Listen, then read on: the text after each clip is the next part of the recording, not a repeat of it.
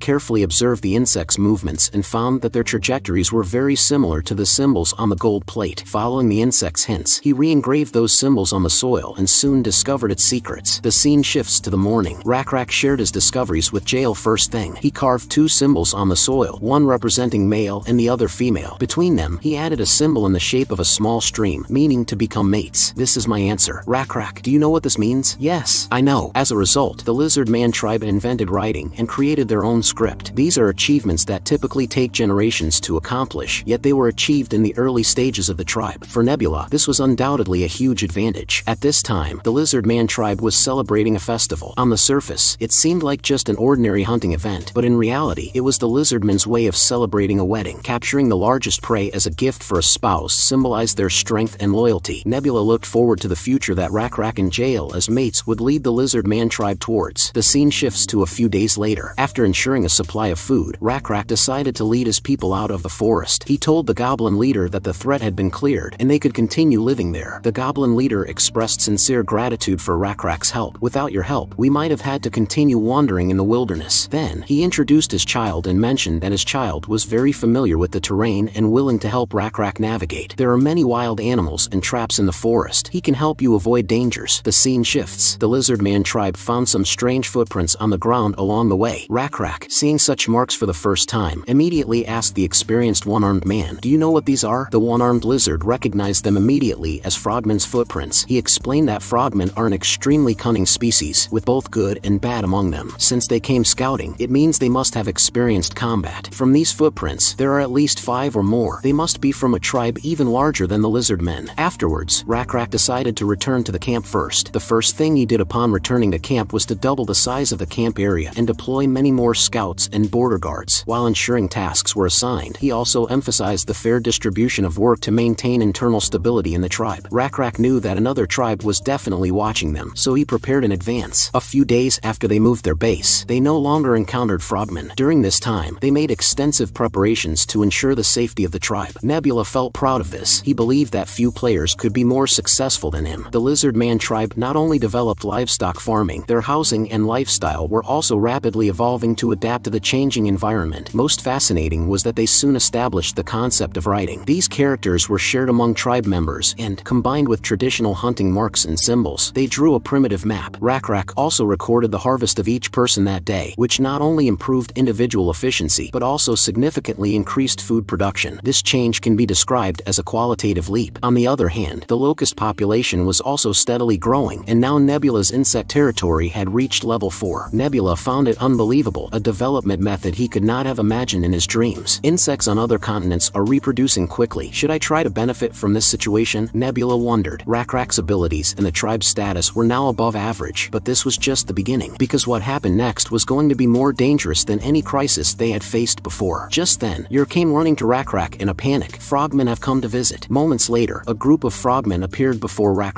Adhering to the principle of peaceful coexistence, Rak decided to personally go and welcome them. When he saw the frogmen, he couldn't help but frown, because he noticed that there was a lizard man among the frogmen. This made Rak immediately realize that the situation was not simple. Could they be coming to make peace? Upon arrival, the frogmen introduced themselves first. "I am Shinnon, son of the great tribal leader Alroy. We have no intention of opposing your tribe." Rak greeted them. "I'm tribal leader Rak. Our Lizardman tribe also has no intention of dealing with you. Why have you come to meet us?" Then, the frogmen explained their purpose. The Lizardman tribe had encroached on their territory. To this, Rak did not agree. He calmly said, "This place was originally a wilderness, with no marks or traces of frogman activity. If we truly encroached on your territory, I apologize for that. However, that is not the case, as we migrated from a distant place and could only temporarily settle here." Rak then shifted the conversation, complimenting, "It seems you are the ideal candidate to meet the requirements of the next leader, don't you think?" Shinnon was somewhat embarrassed by this sudden praise. Rakrak quickly grasped the situation through the conversation. As he had guessed, the frogmen's visit was not merely a simple visit. They were sent by their tribal leader to closely monitor the Lizardman tribe. What made Rakrak more suspicious was the presence of a Lizardman among the frogmen, which was very questionable. Rakrak thought, I need to carefully gather their information. Then, he proposed inviting the frogmen to the village for a detailed discussion and stated, let's celebrate our agreement. Shinnon was about to agree when a frogman behind him interrupted, forcing him to reluctantly refuse. Is that so? I cannot simply send off those who have done us Lizardmen a favor. Just a simple meal, that's all. Hearing it was just a meal, the frogman finally nodded and accepted the invitation. The scene shifts. Rakrak prepared a roasted whole sheep, warmly hosting them. He kept the frogmen around to clarify the relationship between the Lizardman and the frogmen and their true purpose for the visit. But Rakrak knew not to let the frogmen see his curiosity. To build rapport, Rakrak intentionally made conversation with Shinnon, asking, what are those feathers on you? These are feathers of the cockatrice, a very dangerous creature. They are huge, venomous, and very fast. Curious, Rakrak asked, can they be killed with a spear? Hearing this, Shinnon scoffed and then ordered the Lizardman Owen to bring his bow and arrow. After receiving the bow and arrows, Shinnon instructed Owen to hang a target at a distance, preparing to demonstrate his archery skills. Rakrak saw through this, but also realized that this might be an opportunity. After the frogmen displayed their precise archery, Rakrak said, I'd like to give it a try. He deliberately shot the arrow off target, and as expected, Owen was called over to pick up the scattered arrows. Rakrak used the excuse of practicing archery to walk over and pick up the arrows, using this as an opportunity to have a one-on-one interaction with Owen. After contacting Owen, Rakrak found that Owen constantly emphasized their mutually supportive relationship with the frogmen, but it was precisely this deliberate statement that further confirmed Rakrak's suspicion. There was definitely something fishy going on. Even though Rakrak indicated to Owen, Lizardmen are stronger than frogmen, Owen repeatedly emphasized, without the protection of the frogmen, we cannot survive. Then, Rakrak said, forget the conversation we just had. If anyone asks, say we were discussing archery. The scene shifts. The frogmen thoroughly enjoyed the herb-treated lamb, praising it highly. Rakrak then mentioned, beef tastes even better. Shinnon agreed, it's been a while since we caught any wild buffalo. Rakrak smiled and said, we caught some alive. Hearing this, Shinnon paused. Seizing the moment, Rakrak proposed, we could trade them for bows and arrows. Shinnon quickly agreed, but just then, a warning noise came from behind. Immediately, Shinnon changed his tone. Our tribe members bear no hostility towards the Lizardmen. Look how well Owen gets along with us. Then, he called Owen to talk about his treatment in the Frogman tribe. Hearing this, Rakrak became more vigilant. Shinnon spoke about these matters in a relaxed tone, as if they had been prepared in advance. If Rakrak had not previously interrogated Owen carefully, he might now believe what he said. Time quickly passed, and after a brief conversation, the frogmen bid farewell to the Lizardman tribe. Before leaving, Shinnon patted Owen on the shoulder, but Owen appeared unusually frightened. All of this was observed by Rakrak, who realized this was not like an equal interpersonal relationship. The scene shifts back to the Frogman tribe. As expected, the frogmen began questioning Owen, demanding to know the contents of his conversation with Rakrak. It was just inquiries about bows and arrows, but a scar-faced frog clearly did not believe him and kicked Owen. Owen, enduring the pain, explained, if I hadn't said that, he wouldn't have believed us. That is true. That's why I acted like I couldn't tell him, and that he should pay fee if he wanted to learn. What did he say? He said it was a shame he couldn't give me anything right away and gave up asking. Shinnon agreed with this and praised Owen for his good performance. Then, the frogman made Owen look at the people in prison on the island. Guarded closely. If you want them to live, then follow my commands. The new sacrifice has already appeared. Hearing this, Owen helplessly said, I will do as you say. Originally, when Owen's tribe arrived here, the frogmen issued a friendly invitation. Unexpectedly, it was a trap. Their tribe was thus subdued, their population reduced to less than 200, while the frogmen's tribe had as many as 1,500 people. This was mainly because the frogmen have a powerful deity, a huge two-headed serpent, that controls the frogmen. Owen mentioned the leader of the Blackscale tribe, who appeared to be a strong warrior, with about 600 people in his tribe. But Owen did not have confidence in their strength, as they did not even know how to use bows and arrows. Owen struggled internally. As long as they are sacrificed, we'll be able to live for a longer time. Please wait, my son. Daddy will make those Lizardmen come here. The scene shifts. A few days later, the frogmen did not expect that the Lizardman tribe could successfully capture wild buffalo and keep them enclosed. Rakrak suggested, trade them for bows and arrows, and you can take the buffalo back. Just then, Owen spoke, while we trade items, we can get to know each other better. After all, we don't know enough about the Blackscale tribe yet. He then invited Rakrak to visit the Frogman village, promising, if you come, we will provide more resources. The scene shifts. Rakrak was testing the bows and arrows he had made, but found that their range was only half that of the frogmen's. He understood that although their design was close, they naturally could not achieve the original's performance due to not knowing the specific manufacturing materials. As the visits from the frogmen became more frequent, Rakrak gradually realized that that behind the frogmen's propagated peace, there actually lay some undisclosed motives. Under the guise of faith, they might be plotting something. The problem is, Rakrak still does not know their specific plans, so the Lizardman tribe must remain highly vigilant. Meanwhile, the Lizardman tribe made significant progress in herbal research, as there was a doctor in the tribe knowledgeable about herbs. Rakrak and Jail also began discussing Owen's situation, with Jail suggesting, perhaps we can give Owen a chance. I believe he is being coerced by the frogmen. On the other side, because Owen had not succeeded in inviting Rakrak to the frogman village, he was suffering punishment from the frogmen. Shinnon signaled to Scarface to stop, saying, he can't die yet. Scarface, upon hearing this, shoved Owen away but simultaneously warned him to speed up the progress. The frogmen demanded that Owen complete the task quickly, as they planned to hold the ritual in advance. The plan of the frogman village was to lure the Lizardman leader and warriors to the village before the ritual and capture them all. They decided to act early because the frogman chief was gravely ill and could no longer afford to delay. This was a secret among the frogmen, but Shinnon felt it wouldn't hurt to tell Owen. He mentioned a strange disease that caused intense itching all over the body. At first, a white membrane covers the skin, and as the disease worsens, the membrane spreads until the frogman can no longer breathe and suffocates to death. Owen was hearing for the first time that itching could be a deadly disease. He felt incredulous and was curious as to why Shinnon would tell him this. He speculated that perhaps the frogmen were testing him. Then Owen said, we shouldn't let the Black Scale tribe know about this, but Shinnon motioned for him to let it be, because you can't hide fire with paper. Immediately, Owen thought of a plan. He could tell the Lizardmen that this disease could also infect them. He proposed using some medicine to induce itching on their skin in order to confuse the Lizardmen. Upon hearing this, Shinnon approved the plan and promised, if you succeed in luring the Lizardman leader out, we will unconditionally release your child. Meanwhile, Owen made a request. Could I bring some bows and arrows with me? It would make the offer seem more sincere. Though Shinnon were somewhat reluctant, they eventually agreed. The scene shifts. The frogmen visited again, bringing many supplies, while the Lizardman tribe traded herbs in exchange. However, the frogmen said, this is still far from enough, and once again mentioned the faith of peace. Rakrak had long suspected their true intentions, and he made a request. I would like to have a separate conversation with Owen alone. Upon hearing this, Shinnon agreed to his request. A moment later, Rakrak took Owen to a secluded place. Just as Rakrak had anticipated, Owen was still promoting the frogmen as very friendly toward them. Owen hoped that Rakrak would set aside his doubts and build trust with him. At that moment, a blue butterfly flew in and landed on Owen's head. Rakrak watched the scene and then said, there have been many suspicions and doubts between us, but it's time for all of that to end. Let me tell you everything about us, everything for the tribe. Rakrak squatted on the ground and drew some symbols with a stick. Owen, looking at these symbols, couldn't help but ask, what are these? These symbols are what we call letters. Each has its own meaning. For example, this symbol means refuse or no, while another symbolizes lie or fake. Owen curiously asked, can they be combined together? Of course, if you put these two symbols together, it means do not lie. In other words, it can also mean truthful. This explanation left Owen very confused. He asked, why don't you tell the frogmen this, but tell me instead? Rakrak, seeing the confusion in Owen's heart, explained, because of faith. Between the Lizardman tribe and the Frogman tribe, I'm more interested in the trust between you and me. Owen seemed reluctant and said softly, there's no need to differentiate between frogmen and lizardmen. But Rakrak interrupted him directly. From the beginning, I haven't trusted anything about the frogmen. I know this matter is very complicated. We understand those who are marginalized and expelled very well, because we have experienced the same as you. Hearing this, Owen appeared very hesitant and awkward, not expecting Rakrak to deduce everything. Seeing Owen's reaction, Rakrak understood that he had been shaken, as signs of faith began to appear. The scene shifts. At that moment, Shinnon was praising Owen. Well done. The Lizardman tribe plans to visit our tribe. Scarface Frog chimed in. They are so foolish, actually inviting us to visit their tribe. Now we know the size and actual number of the Lizardman tribe. Unexpectedly, the actual number is half of what we had estimated during our scouting. There are only a little over 300 people. Shinnon looked at Owen satisfied. All thanks to our great contributor. Tell me, what do you want? Owen spoke softly. I just need you to release my son. Scarface Frog obviously was reluctant. The chief won't agree. Shinnon reassured. Don't worry, I will remember my promise. The scene shifts. Evening. At this time, Owen was caught in deep hesitation. He didn't know whether he should help the people of the Black Scale tribe. Even though Rakrak appeared confident, the number of frogmen was simply too great, and the Lizardmen didn't even know how to use bows and arrows, let alone the frogmen warriors' secret weapons. Owen kept telling himself, don't trust them, but deep down, his thoughts involuntarily revealed themselves. Rakrak, why do you trust me? I'm just a swindler. The scene shifts to the next day. Rakrak leads the tribe's warriors to the frogmen's tribe. Shinnon immediately comes out to greet them warmly, saying, welcome. I hope our two tribes can exchange in friendship. Rakrak acknowledges Shinnon's welcome, but the Lizardman tribe's warriors come fully armed, because we were worried about encountering monsters along the way. Shinnon, although smiling, had already planned everything in his mind. mind. He planned to get Rak drunk at the feast and then kill him with a poison arrow. Rak looks around, searching for Owen. Shinin points to a spot. He's over there preparing the feast. Owen is currently squatting on the ground, carving something. Rak notices that he seems to be marking the positions of the Black Scale Tribe's warriors. Then, Rak calls out to Owen. Owen greets Rak as usual and reminds him, once the Black Scale Tribe's warriors sit down, the banquet officially starts. This is an interesting meeting for peaceful exchange. Rak looks at the symbols on the ground, already understanding everything. He then puts on a bullhead mask, signaling to his warriors. The banquet begins. The Lizardman warriors were already prepared. In the next instant, their spears pierce through the Frogmen archers. The Frogmen, completely unprepared for such a swift action by the Lizardmen, are instantly routed. Rak